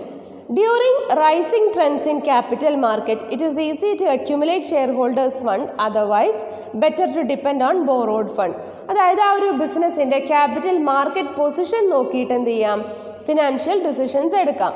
ഇവിടെ പറയുന്നത് ഷെയർ ഹോൾഡേഴ്സ് ഫണ്ട് നമ്മുടെ കയ്യിൽ ഷെയർ ഹോൾഡേഴ്സ് ഫണ്ട് അക്യുമുലേറ്റ് ചെയ്തിരിക്കുന്നുണ്ടെങ്കിൽ അതിൽ നിന്നും എടുക്കാം, അല്ലെങ്കിൽ ബോറോഡ് ഫണ്ടിനെ ഡിപ്പെൻഡ് ചെയ്യുന്നതാണ് നല്ലത്. അപ്പോൾ ആ ഒരു ക്യാപിറ്റൽ മാർക്കറ്റ് കണ്ടീഷൻ നോക്കിയിട്ട് വേണം എന്ത് ചെയ്യാൻ, ഫിനാൻഷ്യൽ ഡെസിഷൻസ് എടുക്കാൻ. അതായത് ഇപ്പോൾ നമ്മൾ പറയുകയാണ് മാർക്കറ്റ് കണ്ടീഷൻ വളരെ ഡള്ളായിരിക്കുന്ന ഒരു ടൈമാണെങ്കിൽ അവിടെ ആ ഒരു സമയത്ത് ഔട്ട്സൈഡ് പാർട്ടീസ് ബിസിനസ്സിൽ ഇൻവെസ്റ്റ് ചെയ്യില്ല. നേരെ മറിച്ച് വളരെ ഹൈ പൊസിഷനിലാണ് ആ ഒരു ക്യാപിറ്റൽ മാർക്കറ്റ് നിൽക്കുന്നതെങ്കിൽ അവിടെ എന്തുണ്ട്, ഇൻവെസ്റ്റ് ചെയ്യാൻ റെഡി ആയിരിക്കും. അപ്പോൾ ആ ഒരു ക്യാപിറ്റൽ മാർക്കറ്റ് കണ്ടീഷൻ നോക്കിയിട്ടാണ് ഫിനാൻഷ്യൽ ഡിസിഷൻസ് എടുക്കുന്നത്. അതൊരു ഫാക്ടറാണ്. So these are the factors which affect the financing decision. ഏതൊക്കെയാണ്? ഫസ്റ്റ് കോസ്റ്റ് നോക്കും, risk, flotation cost, cash flow position, fixed cost, control and capital market condition. ഇനി മൂന്നാമത്തതാണ് ഡിവിഡൻഡ് ഡിസിഷൻ. ഫിനാൻസിങ് ഫങ്ഷൻസിലെ മൂന്നാമത്തെ ഡിവിഷൻ. ഇൻവെസ്റ്റ്മെന്റ് ഡിസിഷൻ പറഞ്ഞു, financing decision പറഞ്ഞു. ഇനി അടുത്തതാണ് ഡിവിഡൻഡ് ഡിസിഷൻ. ഈ ഡിവിഡൻഡ് എന്ന് പറയുമ്പോൾ നമുക്കറിയാം എന്താണ്, ഷെയർ ഹോൾഡേഴ്സ് ഇൻവെസ്റ്റ് ചെയ്യുന്ന എമൗണ്ടിന് ബിസിനസ് ഇൻ റിട്ടേൺ അവർക്ക് കൊടുക്കുന്നതാണ് ഡിവിഡൻഡ് അല്ലേ. അപ്പോൾ it is concern with the disposal of profit. അപ്പോൾ ബിസിനസ്സിലുള്ള പ്രോഫിറ്റ് എങ്ങനെ ഡിസ്പോസ് ചെയ്യണം, എങ്ങനെ ഷെയർ ഹോൾഡേഴ്സിന് ഡിവിഡൻഡ് ആയിട്ട് കൊടുക്കണം എന്ന് തീരുമാനിക്കുന്നതാണ് dividend decision. A portion of the profit is to be retained in the business for growth and expansion. നമുക്കറിയാം ബിസിനസ്സിൽ നമുക്ക് ഉണ്ടായിക്കഴിഞ്ഞ ആ ഒരു പ്രോഫിറ്റ്, ആ ഒരു നെറ്റ് പ്രോഫിറ്റ് മുഴുവനായിട്ട് നമ്മൾ എന്ത് ചെയ്യില്ല, ഷെയർ ഹോൾഡേഴ്സിന് ഡിസ്ട്രിബ്യൂട്ട് ചെയ്യില്ല. അതിൽ ഒരു ഭാഗം നമ്മൾ മാറ്റിവെക്കും. അതായത് ബിസിനസ്സിൽ തന്നെ റീറ്റെയിൻ ചെയ്യുന്നതിനെ റീറ്റെയിൻഡ് ഏർണിങ്സ് എന്ന് പറയും. അതിലെ ഒരു ഭാഗം ഫ്യൂച്ചർ കണ്ടിജൻസീസ് മീറ്റ് ചെയ്യാൻ വേണ്ടി മാറ്റിവെക്കുന്നതിന് റിസർവ് എന്നും പറയും. Okay, so that part of profit is called retained earnings and the rest of the profit is to be distributed to the shareholders in the form of dividend. അപ്പോൾ total പ്രോഫിറ്റിനെ 3 ഭാഗമാക്കും. അതായത് ഒന്ന് share ഹോൾഡേഴ്സിന് അതിലൊരു portion divide ചെയ്ത് കൊടുക്കും. അടുത്തത് ബിസിനസ്സിൻ്റെ operating cost അല്ലെങ്കിൽ ബിസിനസ്സിൻ്റെ വർക്കിങ്ങിന് വേണ്ടി ഒരു ഭാഗം മാറ്റിവെക്കും. മറ്റൊരു ഭാഗം റിസർവ് ആയിട്ട് മാറ്റിവെക്കും. അതായത് ഫ്യൂച്ചർ കണ്ടീജൻസീസ് മീറ്റ് ചെയ്യാൻ, അൺഫോർസീൻ ആയിട്ടുള്ള എക്സ്പെൻസസ് മീറ്റ് ചെയ്യാൻ വേണ്ടി ആ ഒരു ബിസിനസ്സിലെ പ്രോഫിറ്റിലെ ഒരു എമൗണ്ട് മാറ്റിവെക്കുന്നതിന് റിസർവ്സ് എന്ന് പറയും. Here is the role of financial management, that how much is to be retained and what would be distributed. അതായത് ഡിവിഡൻഡ് ഡിസിഷൻ എന്ന് പറയുമ്പോൾ അതിൽ വരുന്നത് എത്രയാണ് ഷെയർ ഹോൾഡേഴ്സിന് ഡിസ്ട്രിബ്യൂട്ട് ചെയ്യേണ്ടത് എന്നും എത്രയാണ് ബിസിനസ്സിൽ റീറ്റെയിൻ ചെയ്യേണ്ടത് എന്നും തീരുമാനിക്കുന്നതാണ് ഡിവിഡൻഡ് ഡിസിഷൻ. ഇനി which are the factors affecting dividend decision? അപ്പോൾ അതിൽ ഫസ്റ്റാണ് എമൗണ്ട് ഓഫ് ഏർണിങ്സ്. അതായത് നമുക്ക് എത്രയാണ് കിട്ടുന്നത് എന്നുള്ളത് എന്താണ് ഡിവിഡൻഡ് ഡിസിഷൻസ് എടുക്കാനുള്ള ഒരു ഫാക്ടറാണ്.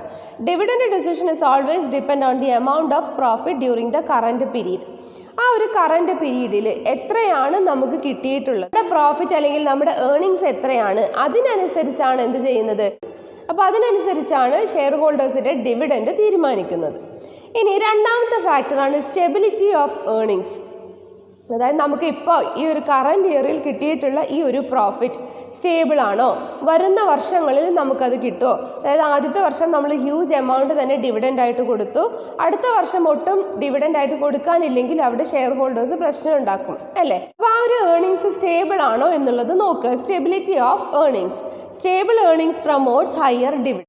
അപ്പോൾ ആ ഒരു ഏർണിങ്സിൻ്റെ സ്റ്റെബിലിറ്റി നോക്കുക. അതാണ് സ്റ്റെബിലിറ്റി ഓഫ് ഡിവിഡൻഡ്. നേരത്തെ നമ്മൾ പറഞ്ഞു സ്റ്റെബിലിറ്റി ഓഫ് ഏർണിങ്സ്, ഇവിടെ സ്റ്റെബിലിറ്റി ഓഫ് ഡിവിഡൻഡ്. അതായത് it will improve the confidence of share holders and higher reputation for the company. നമ്മൾ ഷെയർ ഹോൾഡേഴ്സ് ഇൻവെസ്റ്റ് ചെയ്ത എമൗണ്ടിന് സമയാസമയങ്ങളിൽ അവർക്ക് ഡിവിഡൻഡ് കൊടുക്കുന്നുണ്ടെങ്കിൽ അതെന്താണ്, ആ ഒരു ഷെയർ ഹോൾഡേഴ്സിനും ഒരു സാറ്റിസ്ഫൈഡ് ആണല്ലേ. അതുപോലെ തന്നെ കമ്പനിയുടെ റെപ്യൂട്ടേഷനെയും അത് ബാധിക്കും. അതായത് ആ ഒരു കമ്പനിയിൽ ഇൻവെസ്റ്റ് ചെയ്ത് കഴിഞ്ഞാൽ നമുക്ക് നമ്മുടെ ഫണ്ട് എപ്പോഴും സെക്യൂർ ആയിരിക്കും. കാരണം നമുക്ക് സമയാസമയങ്ങളിൽ അതിൻ്റെ റിട്ടേൺ കിട്ടുമെന്നുള്ള ആ ഒരു വിശ്വാസം ഷെയർ ഹോൾഡേഴ്സിന് ഉണ്ടായിരിക്കും. അപ്പോൾ സ്റ്റെബിലിറ്റി ഓഫ് ഡിവിഡൻഡ് എന്നത് എന്താണ്, ഒരു ഡിവിഡൻഡ് ഡിസിഷൻ എടുക്കുന്നതിനൊരു ഫാക്ടറാണ്. ഇനി അടുത്തതാണ് ഗ്രോത്ത് ഓപ്പർച്യൂണിറ്റി. അതായത് fewer dividends may be given to the investors if the company is having growth and expansion project. അതായത് നമ്മളിപ്പോൾ ഒരു ബിസിനസ് എക്സ്പാൻഡ് ചെയ്യാൻ ഉദ്ദേശിക്കുന്നുണ്ട് അല്ലേ, കറണ്ട് ബിസിനസ് എക്സ്പാൻഡ് ചെയ്യാൻ ഉദ്ദേശിക്കുന്നുണ്ട്. അപ്പോൾ ഷെയർ ഹോൾഡേഴ്സിനോട് പറയും ഈ വർഷത്തെ പ്രോഫിറ്റിൽ നിന്നും നമ്മൾ ഇത്ര ഭാഗം ഇങ്ങനെ എക്സ്പാൻഷന് വേണ്ടി നീക്കി വെക്കുകയാണ് എന്ന് പറയും. അപ്പോൾ അങ്ങനെ ചെയ്യുമ്പോൾ ആ ഒരു ഗ്രോത്ത് ഓപ്പർച്യൂണിറ്റീസ് ഉണ്ടോ എന്നുള്ളത് നോക്കിയിട്ടാണ് ഷെയർ ഹോൾഡേഴ്സിന് കൊടുക്കേണ്ട ഡിവിഡൻഡ് തീരുമാനിക്കുന്നത്. Okay, next cash flow position. അതായത് ബിസിനസ്സിൻ്റെ ക്യാഷ് ഫ്ലോ എങ്ങനെയാണ് എന്ന് നോക്കുക. Payment of dividend involves outflow of cash, therefore enough cash must be available for the declaration of dividend. ഇത് കുറച്ച് പ്രോഫിറ്റ് ഉണ്ടായി കഴിഞ്ഞാൽ തന്നെ ആ ഒരു ബിസിനസ് ഓർഗനൈസേഷന് എന്താണ് ഡിവിഡൻഡ് കൊടുക്കാം എന്ന് ഡിക്ലെയർ ചെയ്യാൻ കഴിയില്ല. ആ ഒരു ബിസിനസ് ഓർഗനൈസേഷൻ്റെ എക്സ്പെൻസ് നോക്കി ആ ഒരു ഡിവിഡൻഡ് സ്റ്റേബിൾ ആണോ എന്ന് നോക്കി, ഏർണിങ്സ് സ്റ്റേബിൾ ആണോ, കോസ്റ്റ് എങ്ങനെയുണ്ട്, ഫിനാൻഷ്യൽ പൊസിഷൻ എങ്ങനെയാണ് എന്നൊക്കെ നോക്കിയിട്ടാണ് ആ ഒരു ഷെയർ ഹോൾഡേഴ്സിന് ഡിവിഡൻഡ് കൊടുക്കണോ വേണ്ടയോ എന്ന് തീരുമാനിക്കുന്നത്. അല്ലെങ്കിൽ എത്ര എമൗണ്ട് ആണ് കൊടുക്കേണ്ടത്, ഹ്യൂജ് എമൗണ്ട് ആണോ അല്ലെങ്കിൽ മീഡിയം എമൗണ്ട് ആണോ, എത്രയാണ് കൊടുക്കേണ്ടത് എന്ന് തീരുമാനിക്കുന്നത്. ഇനി അടുത്തത് ഷെയർ ഹോൾഡേഴ്സ് പ്രിഫറൻസ്. അതായത് normally shareholders want to get regular income from their investment, hence at least a minimum dividend may be distributed every year. അപ്പോൾ ഷെയർ ഹോൾഡേഴ്സിൻ്റെ പ്രിഫറൻസ് കൂടി നോക്കണം. അതായത് ഒരു മിനിമം എമൗണ്ട് എങ്കിലും ഓരോ വർഷവും ഡിവിഡൻഡ് കൊടുത്താൽ മാത്രമേ ആ ഒരു ഷെയർ ഹോൾഡേഴ്സ് ബിസിനസ്സിൽ റീറ്റെയിൻ ചെയ്യുള്ളൂ. അപ്പോൾ ആ കാര്യം ശ്രദ്ധിക്കുക. ഇനി അടുത്തത് taxation policy. If tax on dividend is higher, it is better to pay less by way of dividend. അതായത് ഇങ്ങനെ ഡിവിഡൻഡ് കൊടുക്കുന്നതിന് ആ ഒരു ഓർഗനൈസേഷന് ടാക്സ് കൊടുക്കേണ്ടതായിട്ട് വരും. So for the company it is N expense and for the share holders it is N income. അപ്പോൾ share ഹോൾഡേഴ്സിന് tax കൊടുക്കേണ്ടതില്ല, പക്ഷേ company dividend കൊടുക്കുമ്പോൾ എന്ത് ചെയ്യണം, അതിന് ടാക്സ് കൊടുക്കണം. But the dividends are free of tax in the hands of shareholders as the dividend distribution tax is levied on companies. നമ്മൾ നേരത്തെ പറഞ്ഞതുപോലെ ഷെയർ ഹോൾഡേഴ്സിന് എന്താണ്, അത് ഫ്രീ ഓഫ് ടാക്സ് ആണ്. പക്ഷേ കമ്പനീസിന് എന്താണ്, ടാക്സ് ലെവി ചെയ്യുന്നുണ്ട്.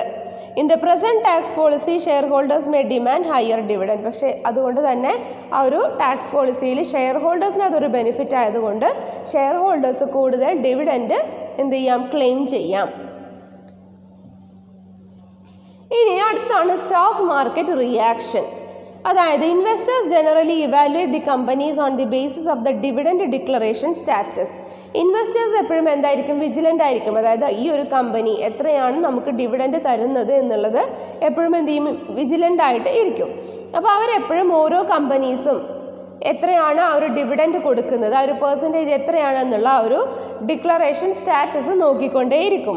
Higher the rate of dividend gives a positive impact in the market. നമ്മളെപ്പോഴും ഷെയർ ഹോൾഡേഴ്സിന് ഹയർ റേറ്റ് ഓഫ് ഡിവിഡൻഡ് കൊടുക്കുകയാണെങ്കിൽ ആ ഒരു ഫേമിൻ്റെ റെപ്യൂട്ടേഷൻ, അതുപോലെ ആ ഒരു ഫേമിന് എപ്പോഴും ഒരു പോസിറ്റീവ് ഇമ്പാക്റ്റ് ആണ് മാർക്കറ്റിൽ ഉണ്ടാക്കുക.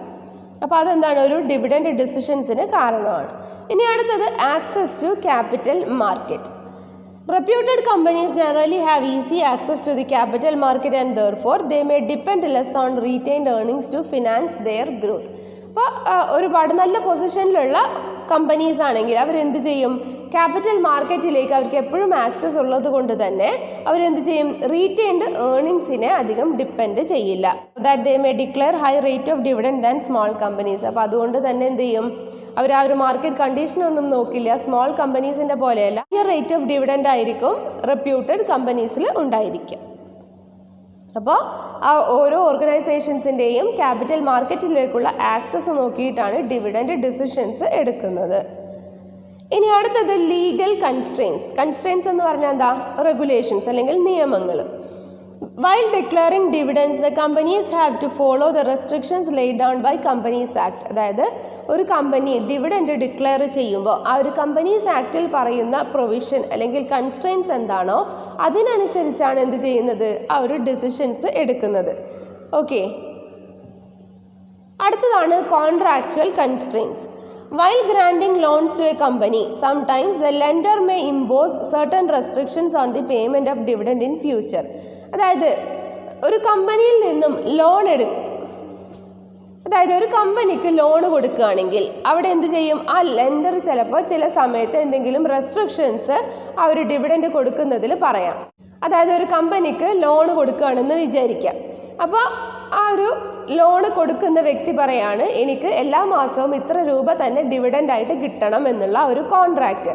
അപ്പോൾ അങ്ങനെയുള്ള ഒരു കോൺട്രാക്ച്വൽ കൺസ്ട്രെയിൻസ് അല്ലെങ്കിൽ കോൺട്രാക്ച്വൽ റെഗുലേഷൻസ് എന്താണ്, ഡിവിഡൻഡ് ഡിസിഷൻസ് എടുക്കാനുള്ള ഒരു കാരണമാണ്. So these are the factors which effect the dividend decisions. ഏതൊക്കെയാണ്, ഒന്ന് എമൗണ്ട് ഓഫ് ഏർണിങ്സ്, എത്രയാണ് ആ ഒരു ഏർണിങ്സ് എമൗണ്ട് എങ്കിൽ അതൊരു ഫാക്ടറാണ്. ആ കിട്ടുന്ന എമൗണ്ട് സ്റ്റേബിൾ ആണോ എന്നുള്ളത്, സ്റ്റെബിലിറ്റി ഓഫ് ഏർണിങ്സ്. അതുപോലെ ഡിവിഡൻഡ് അതേപോലെ കൊടുക്കാൻ കഴിയുമോ എന്നുള്ളതിൻ്റെ സ്റ്റെബിലിറ്റി. ഗ്രോത്ത് ഓപ്പർച്യൂണിറ്റീസ്, ആ ഒരു ബിസിനസ് എക്സ്പാൻഡ് ചെയ്യുന്നുണ്ടോ എന്നുള്ള കാര്യം.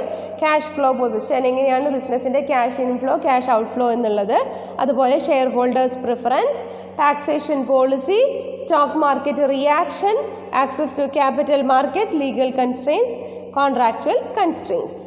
Okay, so these are the financial functions of a business: investment decision, financing decision and dividend decision.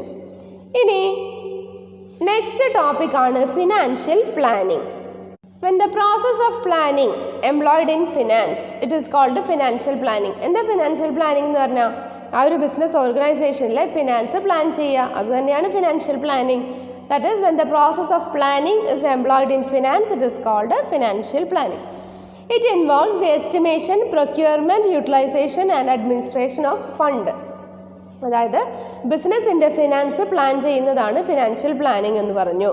അതായത് ബിസിനസ്സിൻ്റെ ഫിനാൻസ് എന്ന് പറയുന്നത് എന്താ, ആ ഒരു ക്യാഷ് അല്ലെങ്കിൽ ബിസിനസ്സിലേക്ക് വരുന്ന ക്യാഷ് അതെങ്ങനെ എസ്റ്റിമേറ്റ് ചെയ്യുന്നു, എങ്ങനെ കളക്ട് ചെയ്യുന്നു, അത് ആ കിട്ടിയ ഫണ്ട് ഏറ്റവും നന്നായിട്ട് എങ്ങനെ യൂട്ടിലൈസ് ചെയ്യുന്നു, അതെങ്ങനെ അഡ്മിനിസ്ട്രേഷൻ ചെയ്യുന്നു. അതായത് ഓരോ ഫണ്ടും ഓരോ ചിലവിലേക്ക് ഇത്ര രൂപ മാറ്റിവെച്ചു, ആ അത്രയും ഫിനാൻസ് എങ്ങനെയാണ് അത് യൂട്ടിലൈസ് ചെയ്തത്, അതിൻ്റെ അഡ്മിനിസ്ട്രേഷൻ എങ്ങനെയാണ്, അതായത് എന്തിലേക്കൊക്കെ പോയിട്ടുണ്ട് ആ ഒരു ഫണ്ട് എന്നുള്ള ആ ഒരു ഫിനാൻസ് മൊത്തമായി പ്ലാൻ ചെയ്യുന്നതിനെയാണ് ഫിനാൻഷ്യൽ പ്ലാനിങ് എന്ന് പറയുക. Its objective is to ensure that enough funds are available at the right time but having no surplus fund. അതായത് ബിസിനസ്സിൻ്റെ ഡേ ടു ഡേ വർക്കിങ്ങിന് വേണ്ടിയിട്ട് ബിസിനസ്സിലേക്ക് ഫണ്ട് ആവശ്യമായിട്ടുള്ളത് എന്ത് ചെയ്യുക, അലോക്കേറ്റ് ചെയ്യുന്നതും അവിടെ ആവശ്യത്തിൽ കൂടുതൽ ഫണ്ട് വരുന്നില്ല, സർപ്ലസ് ഫണ്ട് വരുന്നില്ല എന്ന് ഉറപ്പ് വരുത്തുന്നതുമാണ് ഫിനാൻഷ്യൽ പ്ലാനിങ് ചെയ്യുന്നത്. അതാണ് അതിൻ്റെ ഒബ്ജക്റ്റീവ്. ഇനി which are the important aspects of financial planning? അതിൽ ഫസ്റ്റ് പറയുന്നതാണ് estimation of quantum of finance. അതായത് ക്വാണ്ടം എന്ന് പറഞ്ഞാൽ നമ്മൾ നേരത്തെ പറഞ്ഞു പ്രപ്പോർഷൻ അല്ലെങ്കിൽ റേഷ്യോ. അതായത് ഓരോ ആക്ടിവിറ്റീസിലേക്കും എത്ര ഫിനാൻസ് വേണം എന്ന് തീരുമാനിക്കുന്നതാണ് first aspect of financial planning എന്ന് പറയുന്നത്. Total amount of finance required is to be determined. ഒരു ബിസിനസ് ഓർഗനൈസേഷൻ നടത്തിക്കൊണ്ടുപോകണമെങ്കിൽ എത്ര ഫിനാൻസ് വേണമെന്ന് നോക്കുന്നതാണ് ഒന്നാമത്തെ കാര്യം. ഇനി രണ്ടാമത്തത് determining the pattern of financing. അതായത് ഓരോന്നും എന്തിലേക്കൊക്കെ ഫിനാൻസ് ചെയ്യുന്നുണ്ട്, എന്തിൽ നിന്നൊക്കെ കിട്ടുന്നുണ്ട് എന്നുള്ള ആ ഒരു പാറ്റേൺ തീരുമാനിക്കുക.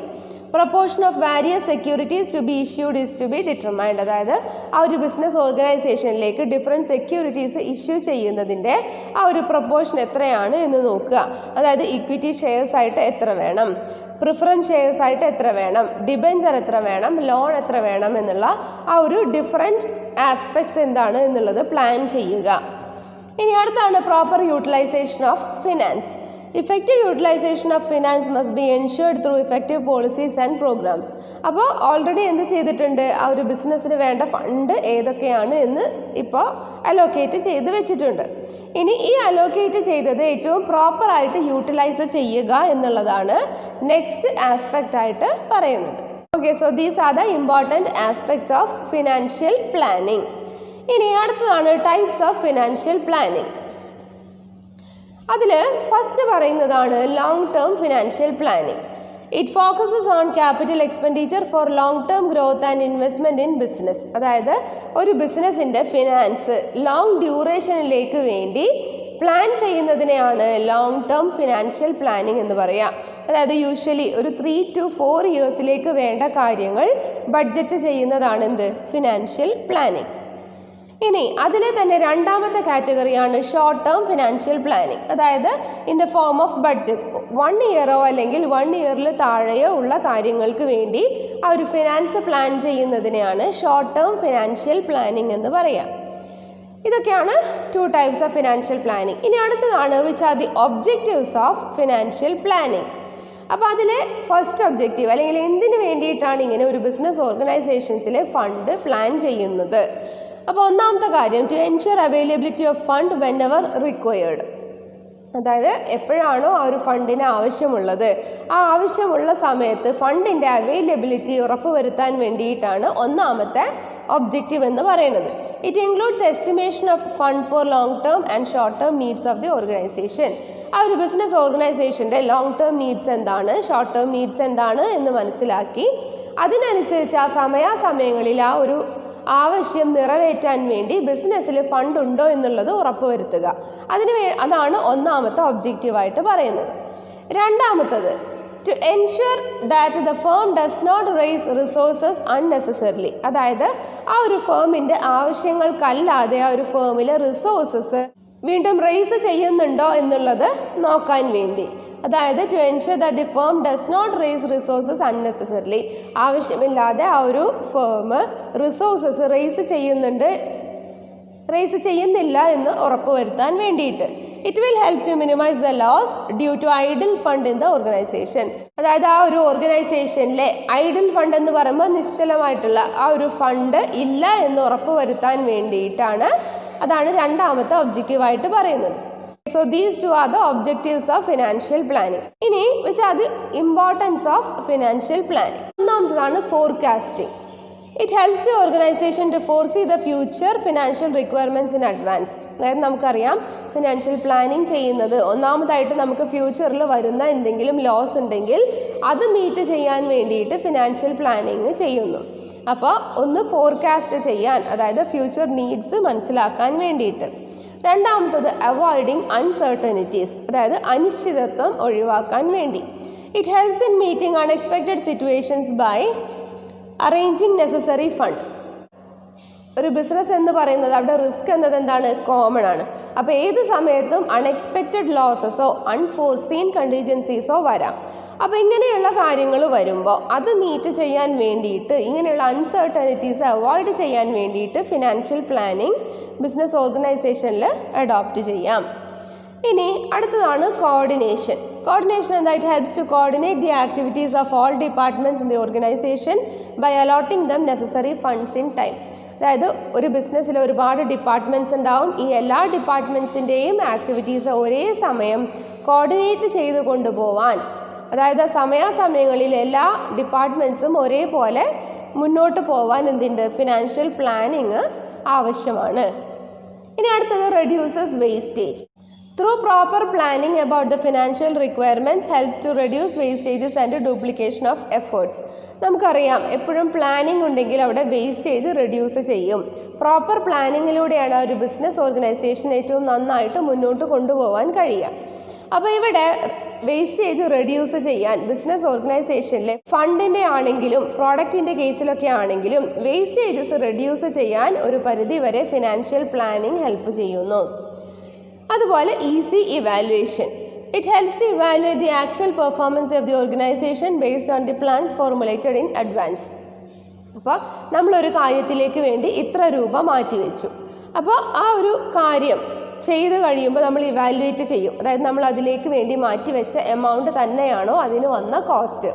അപ്പോൾ ഏറ്റവും നന്നായിട്ട് ഇവാലുവേറ്റ് ചെയ്യാൻ എന്ത് ചെയ്യുന്നുണ്ട്? ഫിനാൻഷ്യൽ പ്ലാനിങ് ഹെൽപ്പ് ചെയ്യുന്നുണ്ട്. അതായത് ഔട്ട്സ്റ്റാൻഡിങ് ആണോ, എക്സലൻ്റ് ആണോ, വെരി ഗുഡ്, ആവറേജ് അല്ലെങ്കിൽ ബിലോ ആവറേജ്, എങ്ങനെയാണ് അതിൻ്റെ ആ ഒരു പെർഫോമൻസ് എന്നുള്ളത് മനസ്സിലാക്കാൻ കഴിയും. So these are the importance of financial planning. ഏതൊക്കെയാണ്? Forecasting, avoiding uncertainties, coordination, reduces wastage and easy evaluation. ഇനി നെക്സ്റ്റ് ഇമ്പോർട്ടൻറ്റ് ടോപ്പിക്കാണ് ക്യാപിറ്റൽ സ്ട്രക്ചർ. അതായത് ഒരു ഓർഗനൈസേഷനിലെ ക്യാപിറ്റൽ സ്ട്രക്ചർ എങ്ങനെയാണ്? ക്യാപിറ്റൽ എന്ന് പറയുമ്പോൾ എന്താ? ഓണേഴ്സ് കൊണ്ടുവരുന്ന എമൗണ്ടിനെയാണ് ക്യാപിറ്റൽ എന്ന് പറയുക, അല്ലേ? അപ്പോൾ ഒരു ബിസിനസ് ഓർഗനൈസേഷനിലെ ക്യാപിറ്റൽ സ്ട്രക്ചർ എങ്ങനെയാണ്? Capital structure refers to the mix or composition of long-term sources of fund such as equity share capital, preference share capital, debentures, long-term loans, reserves and surplus. നമുക്കറിയാം ഒരു ഓർഗനൈസേഷൻ്റെ capital എന്ന് പറയുമ്പോൾ അവിടെ ആ ഒരു ഓർഗനൈസേഷനിലെ ഇക്വിറ്റി ഷെയർസ് ആവാം, ഡിബെഞ്ചേഴ്സ് ആവാം, പ്രിഫറൻസ് ഷെയർസ് ആവാം, ലോങ് ടേം ലോൺസ് എടുത്തിട്ടുണ്ടെങ്കിൽ അത് ബിസിനസ്സിൻ്റെ ക്യാപിറ്റലാണ്, സർപ്ലസ് ഉണ്ടെങ്കിൽ അത്, റിസർവ്സ് ഉണ്ടെങ്കിൽ, അപ്പോൾ ഇങ്ങനെ ഒരുപാട് കാര്യങ്ങൾ കൂടിയതാണ് ഒരു ബിസിനസ്സിൻ്റെ ക്യാപിറ്റൽ സ്ട്രക്ചർ എന്ന് പറയുന്നത്. It refers to the proportion of borrowed fund to owner's fund. Owner's ഫണ്ടും ബോറോഡ് ഫണ്ടും തമ്മിലുള്ള ഒരു പ്രപ്പോർഷനെയാണ് എന്ത് പറയുക? ക്യാപിറ്റൽ സ്ട്രക്ചർ എന്ന് പറയുന്നത്. It is a mix between owners fund and borrowed fund. Owners funds are called equity and borrowed funds are ഡെപ്റ്റ്. Owners ഫണ്ടിനെ നമുക്കറിയാം ഇക്വിറ്റി എന്ന് പറയും. ബോറോഡ് ഫണ്ട് എന്ന് പറയുന്നത് എന്താണ്? ഡെപ്റ്റ് ആണ്. നമ്മൾ തിരിച്ചു കൊടുക്കാനുള്ള ആ ഒരു എമൗണ്ട് ആണ് ബോറോഡ് ഫണ്ട്. അതായത് ഇപ്പോൾ ഇവിടെ നോക്കുകയാണെങ്കിൽ ഈ ഒരു ഫേമിൻ്റെ ബോറോഡ് ക്യാപിറ്റൽ 33%, ഓൺഡ് ക്യാപിറ്റൽ 67% ആണ്. അപ്പോൾ ഇതാണ് ഈ ഒരു ഫേമിൻ്റെ ക്യാപിറ്റൽ സ്ട്രക്ചർ എന്ന് പറയുന്നത്. ഇനി the capital structure of a company consists any one of the following forms. ഒരു ഓർഗനൈസേഷൻ്റെ ക്യാപിറ്റൽ സ്ട്രക്ചർ എന്ന് പറയുന്നത് ഇതിലെ ഏതെങ്കിലും ഫോം ആകാം. ഒന്ന് ഇക്വിറ്റി ഷെയർസ് മാത്രമാവാം, അല്ലെങ്കിൽ ഇക്വിറ്റി ഷെയർസും പ്രിഫറൻസ് ഷെയർസും ആവാം, അല്ലെങ്കിൽ ഇക്വിറ്റി ഷെയർസ് ആൻഡ് ഡിബെഞ്ചേഴ്സ് ആവാം, equity shares, preference shares and debentures, equity, preference, debentures and long term loans. അപ്പോൾ ഓരോ ഓർഗനൈസേഷൻ്റെ ആ ഒരു സൈസിനനുസരിച്ചും അതിൻ്റെ ഫിനാൻഷ്യൽ കേപ്പബിലിറ്റി അനുസരിച്ചും ആ ഒരു ഫേമിൻ്റെ ക്യാപിറ്റൽ സ്ട്രക്ചറിൽ മാറ്റം വരാം. അപ്പോൾ ഈ പറഞ്ഞ 5 ഫോംസിൽ ഏതെങ്കിലും ഫോമായിരിക്കും ഓരോ ബിസിനസ് ഓർഗനൈസേഷൻ്റെയും ക്യാപിറ്റൽ സ്ട്രക്ചർ എന്ന് പറയുന്നത്. ഇനി അടുത്തതാണ് ഫിനാൻഷ്യൽ ലിവറേജ്. എന്താണ് ഫിനാൻഷ്യൽ ലിവറേജ്? ഇതൊക്കെ ഇനി ഇവിടുന്ന് അങ്ങോട്ടുള്ളതൊക്കെ അക്കൗണ്ടിങ് ടേംസുമായി റിലേറ്റഡ് ആയിട്ടുള്ളതാണ്. അപ്പോൾ ഫിനാൻഷ്യൽ ലിവറേജ് എന്ന് പറയുമ്പോൾ the proportion of debt in the capital structure is called financial leverage or capital gearing or trading on equity. അപ്പോൾ ഫിനാൻഷ്യൽ ലിവറേജിന് പറയുന്ന മറ്റു ടേംസ് ആണ് എന്ത്? ക്യാപിറ്റൽ ഗിയറിംഗ് അല്ലെങ്കിൽ ട്രേഡിംഗ് ഓൺ ഇക്വിറ്റി എന്ന് പറയും. ഓക്കെ, വൺ വേർഡായിട്ട് ചോദിക്കാം. ഇനി എന്താണ് ഫിനാൻഷ്യൽ ലെവറേജ് എന്ന് പറഞ്ഞാൽ? ദ പ്രപ്പോർഷൻ ഓഫ് ഡെപ്റ്റ് ഇൻ ദ ക്യാപിറ്റൽ സ്ട്രക്ചർ. ആ ഒരു ക്യാപിറ്റൽ സ്ട്രക്ചറിൽ എത്രയാണ് ആ ഒരു ഫേമിൻ്റെ ഡെപ്റ്റ് എന്നുള്ളതാണ് financial leverage. The proportion of owner's fund in capital structure is very small. It is said to be high geared. അതായത് നമ്മളൊരു ക്യാപിറ്റൽ സ്ട്രക്ചർ നോക്കുകയാണെങ്കിൽ അവിടെ ഓണേഴ്സിൻ്റെ ഫണ്ട് എന്ന് പറയുന്നത് വളരെ കുറവും ബോറോഡ് ഫണ്ടാണ് കൂടുതൽ. അതായത് നമ്മൾ ഔട്ട്സൈഡിൽ നിന്നും റേസ് ചെയ്തത് എന്ന് പറയുമ്പോൾ നമ്മൾ അവർക്ക് തിരിച്ചു കൊടുക്കാനുള്ളതാണ്. അപ്പോൾ അവിടെ ഓണേഴ്സ് ഫണ്ടാണ് കുറവെങ്കിൽ ആ ഒരു ഫിനാൻഷ്യൽ ലിവറേജ് എന്ന് പറയുന്നത് ഹൈ ഗിയർഡും. അതല്ല അവിടെ ബോറോഡ് ഫണ്ട് എന്താണ് ഓണേഴ്സ് ഫണ്ട് അല്ലെങ്കിൽ ഇക്വിറ്റിയേക്കാൾ കുറവാണ് എങ്കിൽ അത് ലോ ഗിയർഡ് കമ്പനി എന്നും പറയും. ഒരു തുലാസ് പോലെ നോക്കുകയാണെങ്കിൽ ഓണേഴ്സ് ഫണ്ട് എന്ന് പറയുന്നത് ബോറോഡ് ഫണ്ടിനേക്കാൾ കുറവാണെങ്കിൽ അവിടെ ഹൈ ഗിയർഡ് എന്നും, അതല്ല ബോറോഡ് ഫണ്ടാണ് ലെസ് എങ്കിൽ അവിടെ എന്താണ് ലോ ഗിയർഡ് എന്നും പറയും. ഓക്കെ, അപ്പോൾ അതാണ് ഇവിടെ പറയുന്ന ആ ഒരു ഫിനാൻഷ്യൽ ലിവറേജ്. ഇനി അടുത്തതാണ് ട്രേഡിംഗ് ഓൺ ഇക്വിറ്റി. എന്താണ് trading on equity? It refers to the use of fixed income securities such as debentures and preference capital in the capital structure so as to increase the return on equity capital.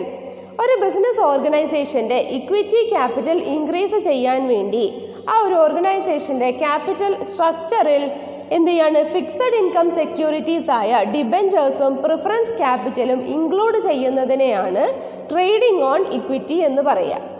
Okay, അതായത് ആ ഒരു ബിസിനസ്സിൽ എന്ത് ചെയ്യാണ്? Already ഉള്ള ക്യാപിറ്റലിലേക്ക് fixed income securities ആയ ഡിബെഞ്ചേഴ്സും preference ക്യാപിറ്റലും ഇൻക്ലൂഡ് ചെയ്യുമ്പോൾ അതിനെ ട്രേഡിംഗ് ഓൺ ഇക്വിറ്റി എന്ന് പറയും. Equity shareholders get additional profits with the help of employing others fund. ഈ ഷെയർ ഹോൾഡേഴ്സ് എന്ന് പറയുമ്പോൾ ഓൾറെഡി ഉള്ള ഷെയർ ഹോൾഡേഴ്സ് ആണല്ലേ. അപ്പോൾ ഇങ്ങനെയുള്ള പ്രിഫറൻസ് ഷെയർ ഹോൾഡേഴ്സ് വരുമ്പോൾ അവർ കൊണ്ടുവന്ന ക്യാപിറ്റലിൽ നിന്നും വീണ്ടും എന്ത് ചെയ്യുന്നുണ്ട്? ഇക്വിറ്റി ഷെയർ ഹോൾഡേഴ്സിന് പ്രോഫിറ്റ് കിട്ടുന്നുണ്ട് അല്ലേ. കാരണം ആ എമൗണ്ട് വെച്ചിട്ടാണ് ബിസിനസ് വീണ്ടും ചെയ്യുന്നത്. അപ്പോൾ ആ ബിസിനസ് അങ്ങനെ ചെയ്യുമ്പോൾ അതിൽ നിന്നുള്ള പ്രോഫിറ്റിൽ നിന്നും ആർക്കും കൂടി കിട്ടുന്നുണ്ട്? ഇക്വിറ്റി ഷെയർ ഹോൾഡേഴ്സിന് കൂടി കിട്ടുന്നുണ്ട്. അപ്പോൾ അവർക്ക് എന്താണ്? അതൊരു അഡീഷണൽ ബെനിഫിറ്റ് ആണ്. It is also known as financial leverage or capital gearing. അപ്പോൾ ട്രേഡിംഗ് ഓൺ ഇക്വിറ്റിയോ എന്തുകൂടി പറയും? ഫിനാൻഷ്യൽ ലിവറേജ് എന്നോ അല്ലെങ്കിൽ ക്യാപിറ്റൽ ഗിയറിംഗ് എന്നോ പറയും. ക്യാപിറ്റൽ സ്ട്രക്ചറിൻ്റെ ചോയ്സിനെ എഫക്റ്റ് ചെയ്യുന്ന ഫാക്ടേഴ്സ് ഏതൊക്കെയാണ്? അപ്പോൾ അതിൽ ഫസ്റ്റ് ആണ് cash flow ability for servicing the ഡെപ്റ്റ്. അതായത് സർവീസിങ് ഡെപ്റ്റ് means paying interest and principal amount of loans as and when it is due for payment. നമ്മളൊരു ഫിനാൻഷ്യൽ ഇൻസ്റ്റിറ്റ്യൂഷനിൽ നിന്നും ലോൺ എടുത്തു. ആ ലോൺ എടുത്തതിന് നമ്മൾ സമയാസമയങ്ങളിൽ ഇൻട്രസ്റ്റ് കൊടുക്കണം. അപ്പോൾ എപ്പോഴാണോ ഒരു പേയ്മെൻറ്റ് ഡ്യൂ ആവുന്നത് ആ സമയത്ത് അതിൻ്റെ interest and principal amount of loan, ആ ഒരു ലോണിൻ്റെ പ്രിൻസിപ്പൽ എമൗണ്ടും പേ ചെയ്യുന്നതിനെയാണ് എന്ത് പറയുക? സർവീസിങ് ഡെപ്റ്റ് എന്ന് പറയാം. Okay, servicing debt. If a debt is to be included in the capital structure, the company should estimate the future cash flow to ensure the coverage. അപ്പോൾ അങ്ങനെ ഒരു ഡെപ്റ്റ്, അതായത് നമ്മളൊരു ലോൺ എടുക്കാൻ തീരുമാനിച്ചു എങ്കിൽ ആ ലോൺ റീപേ ചെയ്യാൻ നമ്മളെ കൊണ്ട് കഴിയുമോ എന്നുള്ളത് നോക്കുക. അതാണ് സർവീസിങ് ഡെപ്റ്റ് കൊണ്ട് ഉദ്ദേശിക്കുന്നത്. Cash flow ability for servicing the ഡെപ്റ്റ്. അതായത് നമ്മളെടുത്ത ആ ഒരു ലോണിന് ഇൻട്രസ്റ്റോ അതിൻ്റെ പ്രിൻസിപ്പൽ എമൗണ്ടോ നമ്മളെ കൊണ്ട് റീപേ ചെയ്യാൻ സാധിക്കുമോ എന്നുള്ള നമ്മുടെ ആ ഒരു ക്യാഷ് എബിലിറ്റി എന്താണ്? ഒരു ഫാക്ടറാണ്. ആ ഒരു ക്യാപിറ്റൽ സ്ട്രക്ചറിൽ ഇൻക്ലൂഡ് ചെയ്യേണ്ട ഒരു ഫാക്ടറാണ്. ഓക്കെ, ഇനി രണ്ടാമതാണ് interest coverage ratio, ICR. ICR refers to the number of times earnings before interest and taxes covers the interest obligation. Interest coverage ratio എന്ന് പറയുന്നത് the number of times earnings before interest and tax, അതാണ് EBIT എന്ന് പറയുന്നത്. Earnings before interest and tax covers the interest obligation. ആ ഒരു interest കൊടുക്കാനുള്ള പേ ചെയ്യാനുള്ള ഒരു ഒബ്ലിഗേഷനെ കവർ ചെയ്യുന്നുണ്ടോ, എത്ര തവണയാണ് ആ ഒരു ഇൻട്രസ്റ്റ് കൊടുക്കേണ്ടത് എന്ന് തീരുമാനിക്കുന്നത്. അതാണ് ഇൻട്രസ്റ്റ് കവറേജ് റേഷ്യോ. അതായത് ICR is equal to EBIT divided by interest. Higher the ratio means lower the risk for the company to pay off interest in time. അതായത് ആ ഒരു ഫേമിൻ്റെ ഇൻട്രസ്റ്റ് സമയാസമയങ്ങളിൽ കൊടുക്കാൻ അവിടെ റേഷ്യോ കൂടുതലാണെങ്കിൽ, ഇവിടെ റേഷ്യോ കൂടുതലാണെങ്കിൽ ആ ഒരു കമ്പനിക്ക് ഇൻട്രസ്റ്റ് കൊടുക്കാനുള്ള ആ ഒരു റിസ്ക് എന്ന് പറയുന്നത് ലോവർ ആയിരിക്കും. അതാണ് ഇവിടെ പറയുന്നത്. അപ്പോൾ നിങ്ങൾ ഇത്രയൊന്നും പഠിക്കണ്ട. ഇൻട്രസ്റ്റ് കവറേജ് റേഷ്യോ എന്നത് എന്താണ്, ഒരു ഫാക്ടറാണ് എന്ന് പഠിച്ചാൽ മതി. ഓക്കെ, ഇനി അടുത്തതാണ് ഡെപ്റ്റ് സർവീസ് കവറേജ് റേഷ്യോ, DSCR എന്ന് പറയും. ഡെപ്റ്റ് service coverage ratio. The cash profit generated from the operations must be enough to service the debts and preference share capital. അതായത് ആ ഒരു ബിസിനസ് ഓർഗനൈസേഷൻ്റെ ഓപ്പറേഷൻസിൽ നിന്നും കിട്ടുന്ന ആ ഒരു പ്രോഫിറ്റ് ബിസിനസ്സിൻ്റെ ഡെപ്റ്റ് കവർ ചെയ്യാൻ ഹെൽപ്പ് ചെയ്യുമോ എന്നുള്ളത് നോക്കുക. അതാണ് നെക്സ്റ്റ് ഫാക്ടറായിട്ട് പറയാം. ഓക്കെ, ദാറ്റ് ഈസ് ദ ഡെപ്റ്റ് സർവീസ് കവറേജ് റേഷ്യോ, DSCR. ഇനി അടുത്താണ് റിട്ടേൺ ഓൺ ഇൻവെസ്റ്റ്മെൻറ്റ് അല്ലെങ്കിൽ ROI എന്ന് പറയുന്നത്. Return on investment.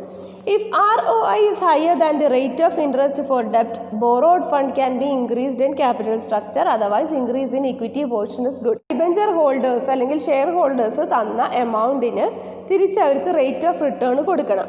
അപ്പോൾ ആ റേറ്റ് ഓഫ് റിട്ടേൺ കൊടുക്കാൻ ബോറോഡ് ഫണ്ട് എന്ത് ചെയ്യാം, അതായത് ഷെയർ ഹോൾഡേഴ്സ് ഫണ്ട് അവൈലബിൾ അല്ലെങ്കിൽ എന്ത് ചെയ്യാം, ബോറോഡ് ഫണ്ട് ചൂസ് ചെയ്യാം. അതായത് ക്യാപിറ്റൽ സ്ട്രക്ചറിൽ ബോറോഡ് ഫണ്ട് കൂടി ഇൻക്ലൂഡ് ചെയ്യാം. അല്ലെങ്കിൽ ഇക്വിറ്റി അല്ലെങ്കിൽ ആ ഒരു ഷെയർ ഹോൾഡേഴ്സ് ഫണ്ട് തന്നെ മതി എന്നുള്ളതാണ് ഇവിടെ പറയുന്നത്. ഇനി അടുത്തത് കോസ്റ്റ് ഓഫ് ദി ഡെപ്റ്റ്. If the firm is able to borrow at a lower rate, it may prefer more debt than equity in capital structure. ഇവിടെ പറയുന്നത് ക്യാപിറ്റൽ സ്ട്രക്ചറിൽ ഡിഫറെൻറ്റ് ക്യാപിറ്റൽ ഉണ്ട് എന്ന് നമ്മൾ പറഞ്ഞു അല്ലേ. അതായത് ഇക്വിറ്റി ക്യാപിറ്റൽ ഉണ്ട്, പ്രിഫറൻസ് ക്യാപിറ്റൽ ഉണ്ട്, ഡിബെഞ്ചർ ഉണ്ട്, ലോൺ ഉണ്ട്, അങ്ങനെയുള്ള കാര്യങ്ങൾ. അപ്പോൾ ഇതിൽ ഏതാണ് ഓരോ ബിസിനസ്സിലും ഇൻക്ലൂഡ് ചെയ്യേണ്ടത് എന്ന് തീരുമാനിക്കേണ്ട ഫാക്ടേഴ്സാണ് ഇവിടെ പറയുന്നത്. ഓക്കെ, അപ്പോൾ ഇവിടെ പറഞ്ഞത് എന്താ, കോസ്റ്റ് ഓഫ് ദി ഡെപ്റ്റ്. അതായത് ആ ഒരു ഡെപ്റ്റിൻ്റെ കോസ്റ്റ് നോക്കിയിട്ട് ഡെപ്റ്റിൻ്റെ കോസ്റ്റ് കുറവാണെങ്കിൽ എന്ത് ചെയ്യാം, ആ ഒരു ഫേമിന് ഡെപ്റ്റ് കൂടി ബിസിനസ്സിൻ്റെ ക്യാപിറ്റൽ സ്ട്രക്ചറിൽ ഇൻക്ലൂഡ് ചെയ്യാം. അതുപോലെ ടാക്സ് റേറ്റ് ഓരോന്നിൻ്റെ, ഇപ്പോൾ ലോൺ എടുക്കുകയാണെങ്കിൽ അതിൻ്റെ ടാക്സ് റേറ്റ് എത്രയാണെന്ന് നോക്കാം. Income tax liability can be reduced by employing borrowed fund in capital structure as the interest on ഡെപ്റ്റ് ഇസ് എ ഡിഡക്റ്റബിൾ എക്സ്പെൻസ്. അതായത് ഓരോന്നിൽ നിന്നും ടാക്സ് കൊടുക്കേണ്ട റേറ്റ് എത്രയാണെന്ന് നോക്കുക. ചിലതിൽ ഡിഡക്റ്റബിൾ എക്സ്പെൻസ് ഉണ്ടായിരിക്കും. ഒരു കാര്യത്തിന് അല്ലെങ്കിൽ ആ ഒരു ക്യാപിറ്റലിന് ടാക്സ് എന്താവില്ല, ബാധിക്കുന്ന കാര്യമായിരിക്കില്ല.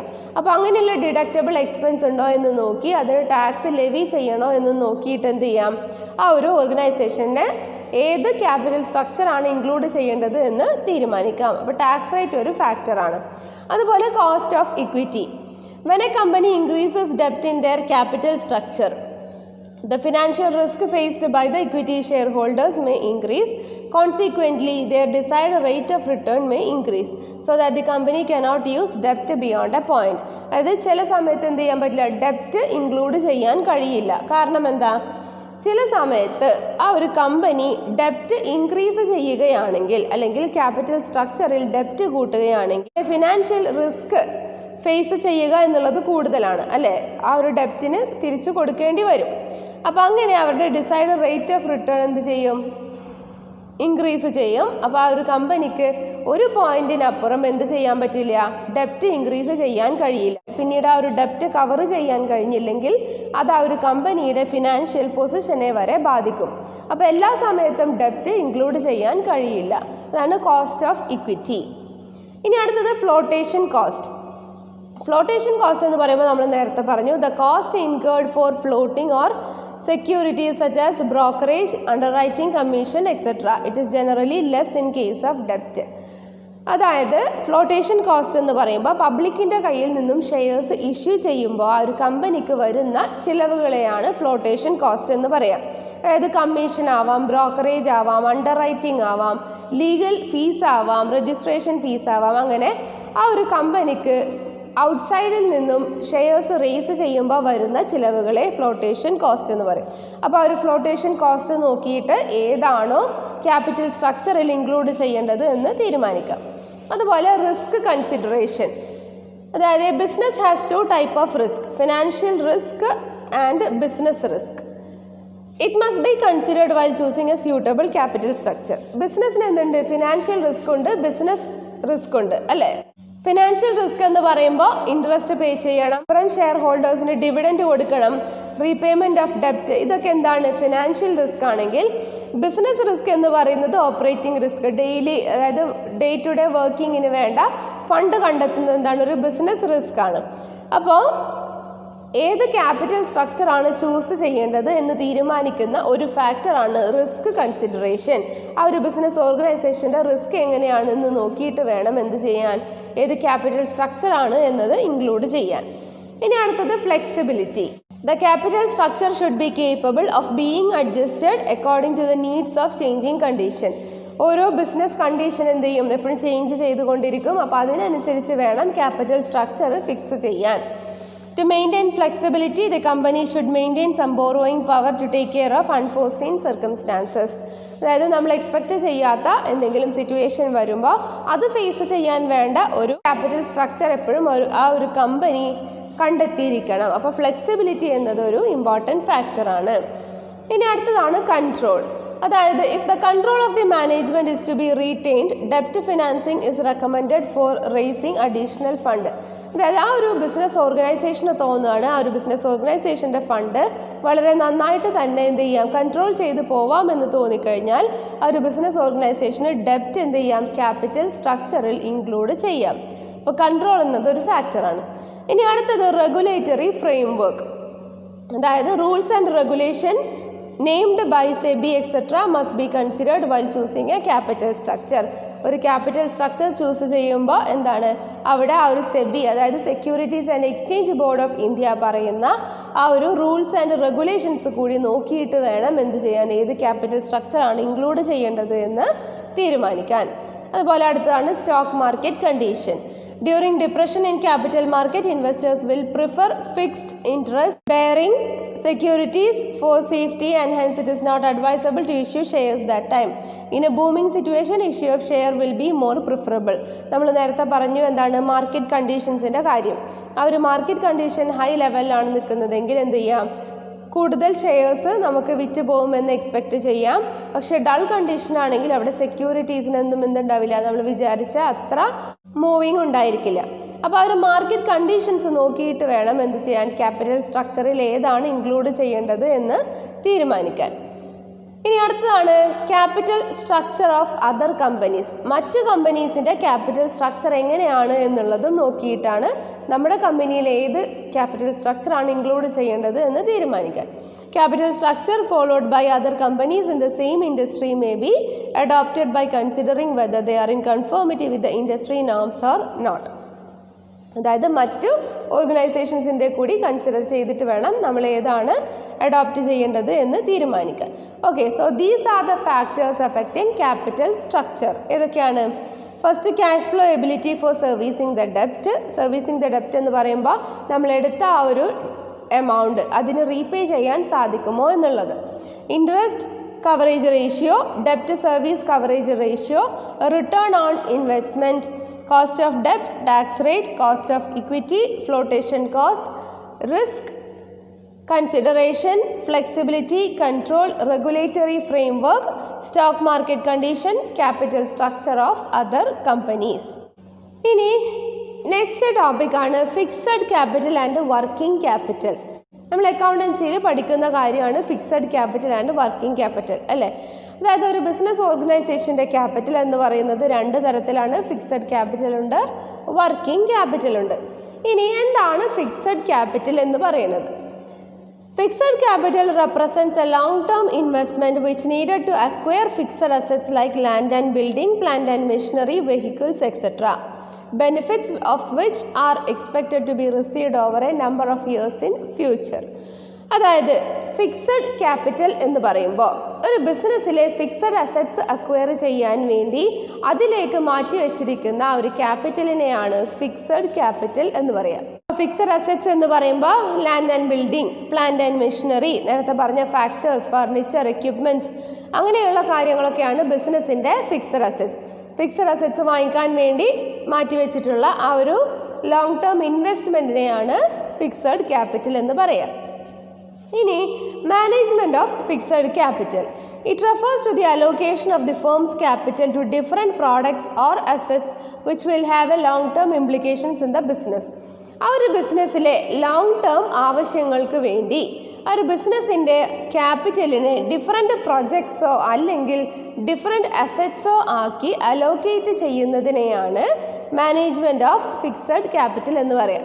അതായത് നമ്മുടെ ബിസിനസ്സിൽ ഒരു ലക്ഷത്തിൻ്റെ ഒരു മെഷീനറി ഉണ്ട്. അപ്പോൾ ആ 1 ലക്ഷത്തിൻ്റെ മെഷീനറി എന്ന് പറയുന്നത് ആ ഒരു ബിസിനസ്സിൻ്റെ എന്താണ്, ഫിക്സഡ് അസറ്റാണ്. ആ ഒരു ഫിക്സഡ് അസറ്റ് വാങ്ങിക്കാൻ വേണ്ടി മാറ്റിവെച്ചിട്ടുള്ള ആ ഒരു അല്ലെങ്കിൽ ചിലവാക്കിയിട്ടുള്ള ആ ഒരു 1 lakh എന്ന് പറയുന്നതാണ് ആ ഒരു ഫേമിൻ്റെ ഫിക്സഡ് ക്യാപിറ്റൽ. ഓക്കെ, ഇനി importance of management of fixed capital. എന്തിനു വേണ്ടിയിട്ടാണ് ഇങ്ങനെ ഫിക്സഡ് ക്യാപിറ്റലായിട്ട് മാറ്റി വെച്ചിട്ടുള്ളത്? ഒന്ന്, ലോങ് ടേം ഗ്രോത്ത്. അതായത് ആ ഒരു ബിസിനസ്സിൻ്റെ ലോങ് ടേം ഗ്രോത്തിലേക്ക് വേണ്ടിയിട്ട് നമ്മളൊരു ഫിക്സഡ് അസറ്റ് വാങ്ങിച്ചു കഴിഞ്ഞാൽ അത് കറൻറ്റ് ഇയറിൽ മാത്രമല്ല ആ ഒരു അസറ്റിൻ്റെ ഇഫക്റ്റീവ് ലൈഫ് എത്രയാണോ അത്രയും കാലം ആ ഒരു അസറ്റ് യൂസ് ചെയ്യും അല്ലേ. അപ്പോൾ അത് ബിസിനസ്സിൻ്റെ ആ ഒരു ലോങ് ടേം ഗ്രോത്തിനെയാണ് എന്ത് ചെയ്യുന്നത്, കാണിക്കുന്നത്.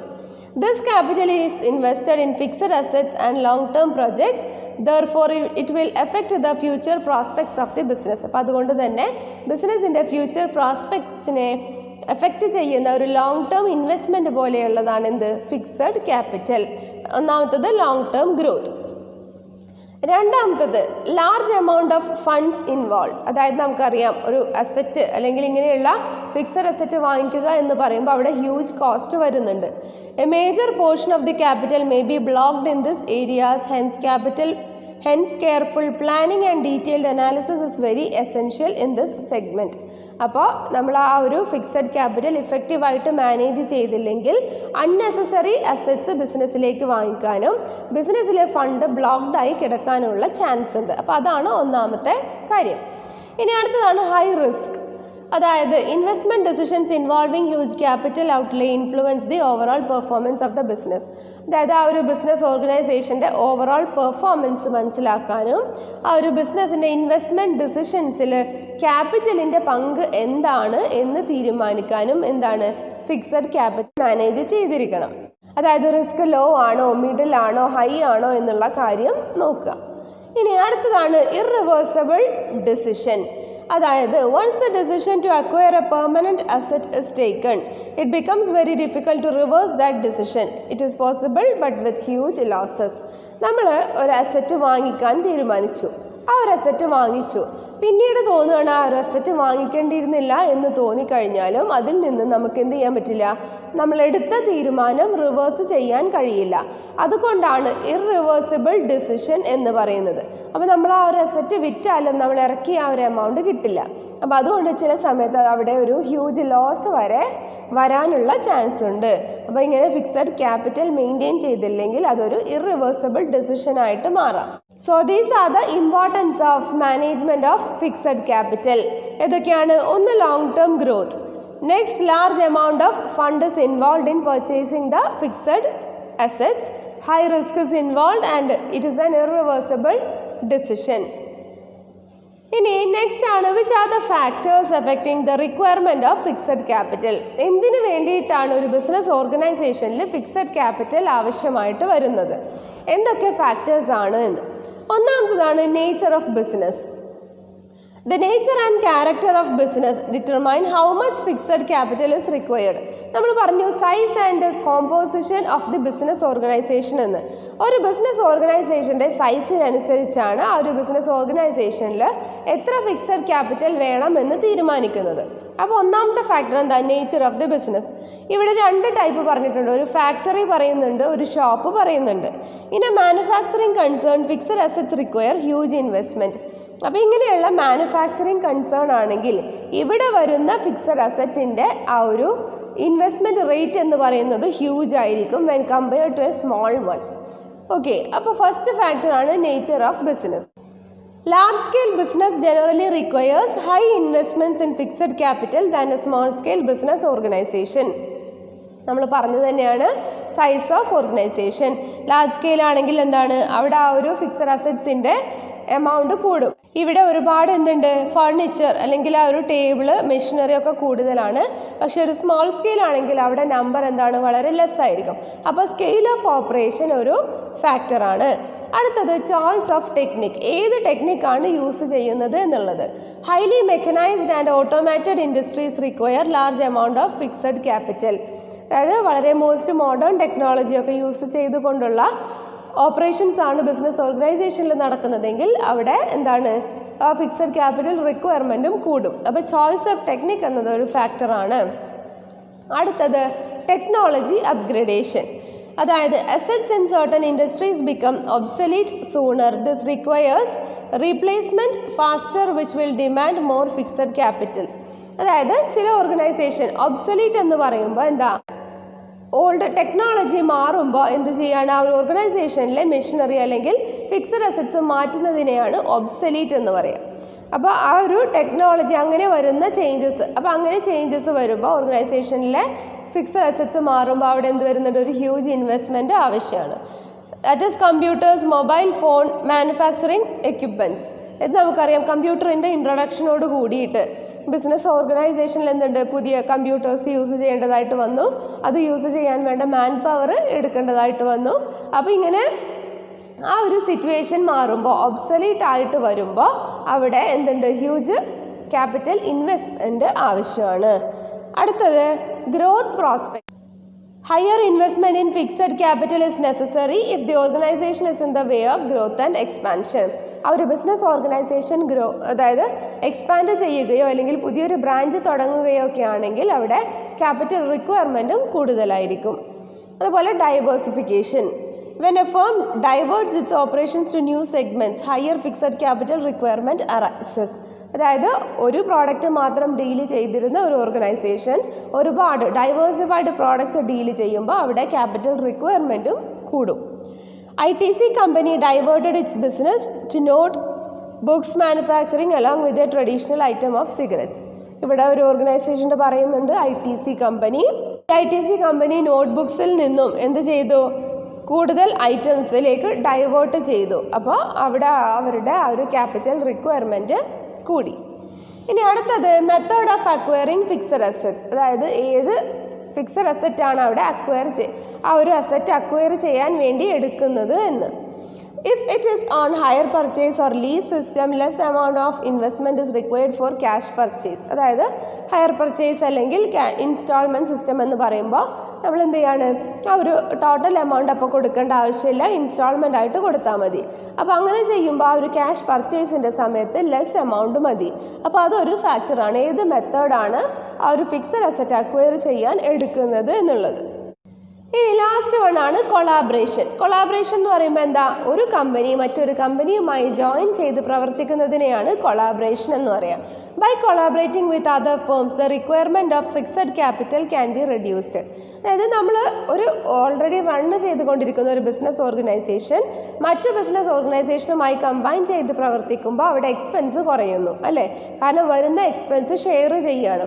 അപ്പോൾ അങ്ങനെ കൊളാബറേഷൻ എന്നത് എന്താണ്, ഒരു ചോയ്സാണ്. So these are the factors affecting fixed capital. ഒന്ന് nature of business, scale of operations, choice of technique, ഏത് ടെക്നിക്കാണ് എന്നുള്ളത്, ടെക്നോളജി അപ്ഗ്രേഡ് ചെയ്യുമ്പോൾ വരുന്ന ആ ഒരു ക്യാപിറ്റൽ റിക്വയർമെൻറ്റ്, അതുപോലെ ഗ്രോത്ത് എക്സ്പാൻഡ് ചെയ്യുന്നുണ്ടോ, അതുപോലെ ആ ഒരു ബിസിനസ് ഓർഗനൈസേഷൻ ഗ്രോ ചെയ്യുന്നതിനുള്ള കാര്യങ്ങൾ, ഡൈവേഴ്സിഫൈഡ് പ്രോഡക്ട്സ് ഏറ്റെടുക്കുമ്പോൾ, method of acquiring fixed asset, ഏത് മെത്തേഡാണ്, ഹയർ പർച്ചേസ് ആണോ റെൻറ്റിലാണോ, കൊളാബറേഷൻ, ഇതൊക്കെയാണ് ഫിക്സഡ് ക്യാപിറ്റൽ എങ്ങനെ എന്ന് നിശ്ചയിക്കുന്ന ഫാക്ടേഴ്സ്. ഇനി last topic of this chapter, that is working capital. എന്താണ് working capital? Working capital is that part of capital required for investing in short-term or current assets like inventory, bills receivable, sundry debtors, cash required for day-to-day affairs like salaries, wages, rent, etc. അതായത് working capital എന്ന് പറയുമ്പോൾ ഒരു ബിസിനസ്സിൻ്റെ day to day operations നടത്താൻ വേണ്ടി വരുന്ന capital എത്രയാണോ അതിനെ വർക്കിംഗ് ക്യാപിറ്റൽ എന്ന് പറയും. കറണ്ട് അസറ്റ്സ് എന്ന് പറയുമ്പോൾ നമുക്കറിയാം ക്യാഷ് ഇൻ ഹാൻഡ്, അതുപോലെ ഇവിടെ പറയുന്ന ഇൻവെൻ്ററി, അക്കൗണ്ട്സ് റിസീവബിളൊക്കെ എന്താണ്, കറണ്ട് അസറ്റാണ്. അപ്പോൾ അങ്ങനെ ആ ഒരു കറണ്ട് അസറ്റിൽ വരുന്ന, അതായത് നമുക്ക് റോ മെറ്റീരിയൽസ് വേണ്ടതായിട്ട് വരും, ആ ഒരു പ്രോഡക്റ്റ് പ്രൊഡ്യൂസ് ചെയ്യാൻ വേണ്ടി വരുന്ന ചിലവുകൾ, work in progress, finished goods, അങ്ങനെയുള്ള കാര്യങ്ങൾക്ക് വേണ്ടി മാറ്റിവെച്ചിട്ടുള്ള എമൗണ്ടിനെ വർക്കിംഗ് ക്യാപിറ്റൽ എന്ന് പറയാം. അപ്പോൾ അതിൽ bills receivable, sundry debtors, cash required for day to day affairs, അതായത് സാലറി പേ ചെയ്യാൻ, വേജസ്, റെൻറ്റ്. അപ്പോൾ അങ്ങനെ ഒരു ബിസിനസ്സിൻ്റെ day to day operations conduct ചെയ്യാൻ വേണ്ടി വരുന്ന ചിലവുകളെ എന്ത് പറയാം, വർക്കിംഗ് ക്യാപിറ്റൽ എന്ന് പറയാം. A business concern must neither have excessive nor inadequate working capital. ഒരു ബിസിനസ് ഓർഗനൈസേഷനിൽ ആവശ്യത്തിൽ കൂടുതലോ അല്ലെങ്കിൽ ആവശ്യത്തിൽ കുറവോ വർക്കിംഗ് ക്യാപിറ്റൽ ഉണ്ടാവാൻ പാടില്ല. അതായത് ഒരു ബിസിനസ് ഓർഗനൈസേഷൻ ഒന്നുകിൽ എക്സസീവ് ആയിട്ടുള്ളതോ അതായത് ഓൾറെഡി ഉള്ള ആവശ്യമുള്ളതിനേക്കാൾ കൂടുതലായിട്ടോ അല്ലെങ്കിൽ ആവശ്യമുള്ളതിനേക്കാൾ കുറവായിട്ടോ ക്യാപിറ്റൽ ഉണ്ടാവാം. Both the situations are dangerous. രണ്ടും എന്താണ്? ഡേഞ്ചറസ് ആയിട്ടുള്ളതാണ്. കാരണം ആവശ്യത്തിൽ കൂടുതൽ എന്ന് പറയുമ്പോൾ അത് മിസ്യൂസ് ചെയ്യാനുള്ള ആ ഒരു ചാൻസ് ഉണ്ട്. ആവശ്യത്തിൽ കുറവെന്ന് പറയുമ്പോൾ ആ ഒരു ഓപ്പറേഷൻസ് നടത്താനുള്ള ഒരു ഫണ്ട് ഉണ്ടാവില്ല. അപ്പോൾ രണ്ടും ഡേഞ്ചറസ് ആണ്. There are two concepts of defining working capital, that is gross working capital and net working capital. Gross working capital എന്ന് പറയുമ്പോൾ ആ ഒരു ബിസിനസ്സിലെ കറണ്ട് അസറ്റ്സിലുള്ള ഇൻവെസ്റ്റ്മെൻറ്റ്. ഫിക്സഡ് ക്യാപിറ്റൽ എന്ന് പറയുമ്പോൾ ഫിക്സഡ് അസറ്റ്സിലുള്ള ഇൻവെസ്റ്റ്മെൻ്റ് ആണ് fixed capital. Gross working capital എന്ന് പറയുന്നത് current അസറ്റ്സിലുള്ള investment. ഇനി അതുപോലെ നെറ്റ് വർക്കിംഗ് ക്യാപിറ്റൽ എന്താണ്? Current assets minus current liabilities ആണ് നെറ്റ് വർക്കിംഗ് ക്യാപിറ്റൽ. ഇതൊക്കെ നമ്മൾ അക്കൗണ്ടൻസിയിൽ പഠിച്ചതാണ്. ഇനി which are the factors affecting working capital requirements, അതായത് ആ ഒരു ബിസിനസ്സിൻ്റെ വർക്കിംഗ് ക്യാപിറ്റൽ റിക്വയർമെൻറ്റിനെ എന്തെല്ലാം ഫാക്ടേഴ്സ് എഫക്റ്റ് ചെയ്യുന്നു? ഒന്ന്, നേച്ചർ ഓഫ് ബിസിനസ്, നേരത്തെ പറഞ്ഞതുപോലെ ഏത് ടൈപ്പ് ഓഫ് ബിസിനസ് ആണ് എന്ന്. Concerns which do not keep very high stock of finished goods and sell on cash basis can manage with less working capital. അതായത് ചില ഓർഗനൈസേഷൻസ് എന്ത് ചെയ്യില്ല, ഒരുപാട് സ്റ്റോക്ക് എടുത്ത് വെക്കില്ല. അതായത് കുറച്ച് പ്രൊഡ്യൂസ് ചെയ്യും, അത് വിൽക്കും, വീണ്ടും കുറച്ച് പ്രൊഡ്യൂസ് ചെയ്യും, വിൽക്കും. അല്ലാതെ ഇങ്ങനെ സ്റ്റോക്ക് കെട്ടിക്കിടക്കുന്ന ഒരു അവസ്ഥ ഉണ്ടാവില്ല. അപ്പോൾ അങ്ങനെയുള്ള ഫേംസിനൊക്കെ എന്ത് ചെയ്യാം? ഇങ്ങനെയുള്ള വർക്കിംഗ് ക്യാപിറ്റൽ മെയിൻറ്റെയിൻ ചെയ്യാം. ഇനി അടുത്തതാണ് scale of operation. That is generally big enterprises have to keep higher working capital. ഈ പറഞ്ഞതുപോലെ size of the business organization ആണ്. വലിയ ഓർഗനൈസേഷൻ ആണെങ്കിൽ അവിടെ എന്ത് ചെയ്യാം? ഒരുപാട് സ്കെയിൽ ഓഫ് ഓപ്പറേഷൻ ഉണ്ടാവും. അപ്പോൾ അതിനനുസരിച്ച് വർക്കിംഗ് ക്യാപിറ്റലും കണ്ടെത്തേണ്ടതായിട്ട് വരും. ഇനി അടുത്തതാണ് ബിസിനസ് സൈക്കിൾ. അതായത് in boom period the production and sales will be larger and hence huge amount of working capital is required. നമുക്കറിയാം ഒരു ബിസിനസ് എന്ന് പറയുമ്പോൾ അവിടെ ബൂം പീരീഡ് ഉണ്ടാവാം, റിസഷൻ, ഡിപ്രഷൻ ഒക്കെ ഉണ്ട്. അപ്പോൾ ബൂം പീരീഡിലാണെങ്കിൽ അവിടെ പ്രൊഡക്ഷൻ ആൻഡ് സെയിൽ എന്ന് പറയുന്നത് കൂടുതലായിരിക്കും അല്ലേ? അതുകൊണ്ട് തന്നെ ഹ്യൂജ് വർക്കിംഗ് ക്യാപിറ്റലും അവിടെ ആ ഒരു സമയത്ത് ആവശ്യമായിട്ട് വരാം. പക്ഷേ ഡിപ്രഷൻ ആണെങ്കിലോ അവിടെ ലോസ് ആയിരിക്കും സംഭവിക്കുക അല്ലേ? അപ്പോൾ ആ ഒരു ബിസിനസ് സൈക്കിൾ എന്താണോ അതിനനുസരിച്ചാണ് വർക്കിംഗ് ക്യാപിറ്റൽ റിക്വയർമെൻറ്റ് തീരുമാനിക്കുന്നത്. ഇനി അടുത്തതാണ് seasonal factors. Industries that produce and cell seasonal goods require large amount of working capital. അതായത് സീസണൽ ടൈമിൽ മാത്രം ആ ഒരു സെയിൽ നടത്തുന്ന അല്ലെങ്കിൽ പ്രൊഡക്ഷൻ നടത്തുന്ന കമ്പനീസ് ആണെങ്കിൽ അവർക്ക് ആ ഒരു സമയത്ത് ഒരുപാട് മെഷീനറി വേണ്ടതായിട്ട് വരാം, ഒരുപാട് എംപ്ലോയീസ് വേണ്ടതായിട്ട് വരാം. അപ്പോൾ അങ്ങനെയുള്ള ആ ഒരു സീസണൽ സൈക്കിളിൽ മാത്രം ബിസിനസ് നടത്തുന്ന ഓർഗനൈസേഷൻസിന് കൂടുതൽ വർക്കിംഗ് ക്യാപിറ്റൽ റിക്വയർഡ് ആയിട്ട് വരാം.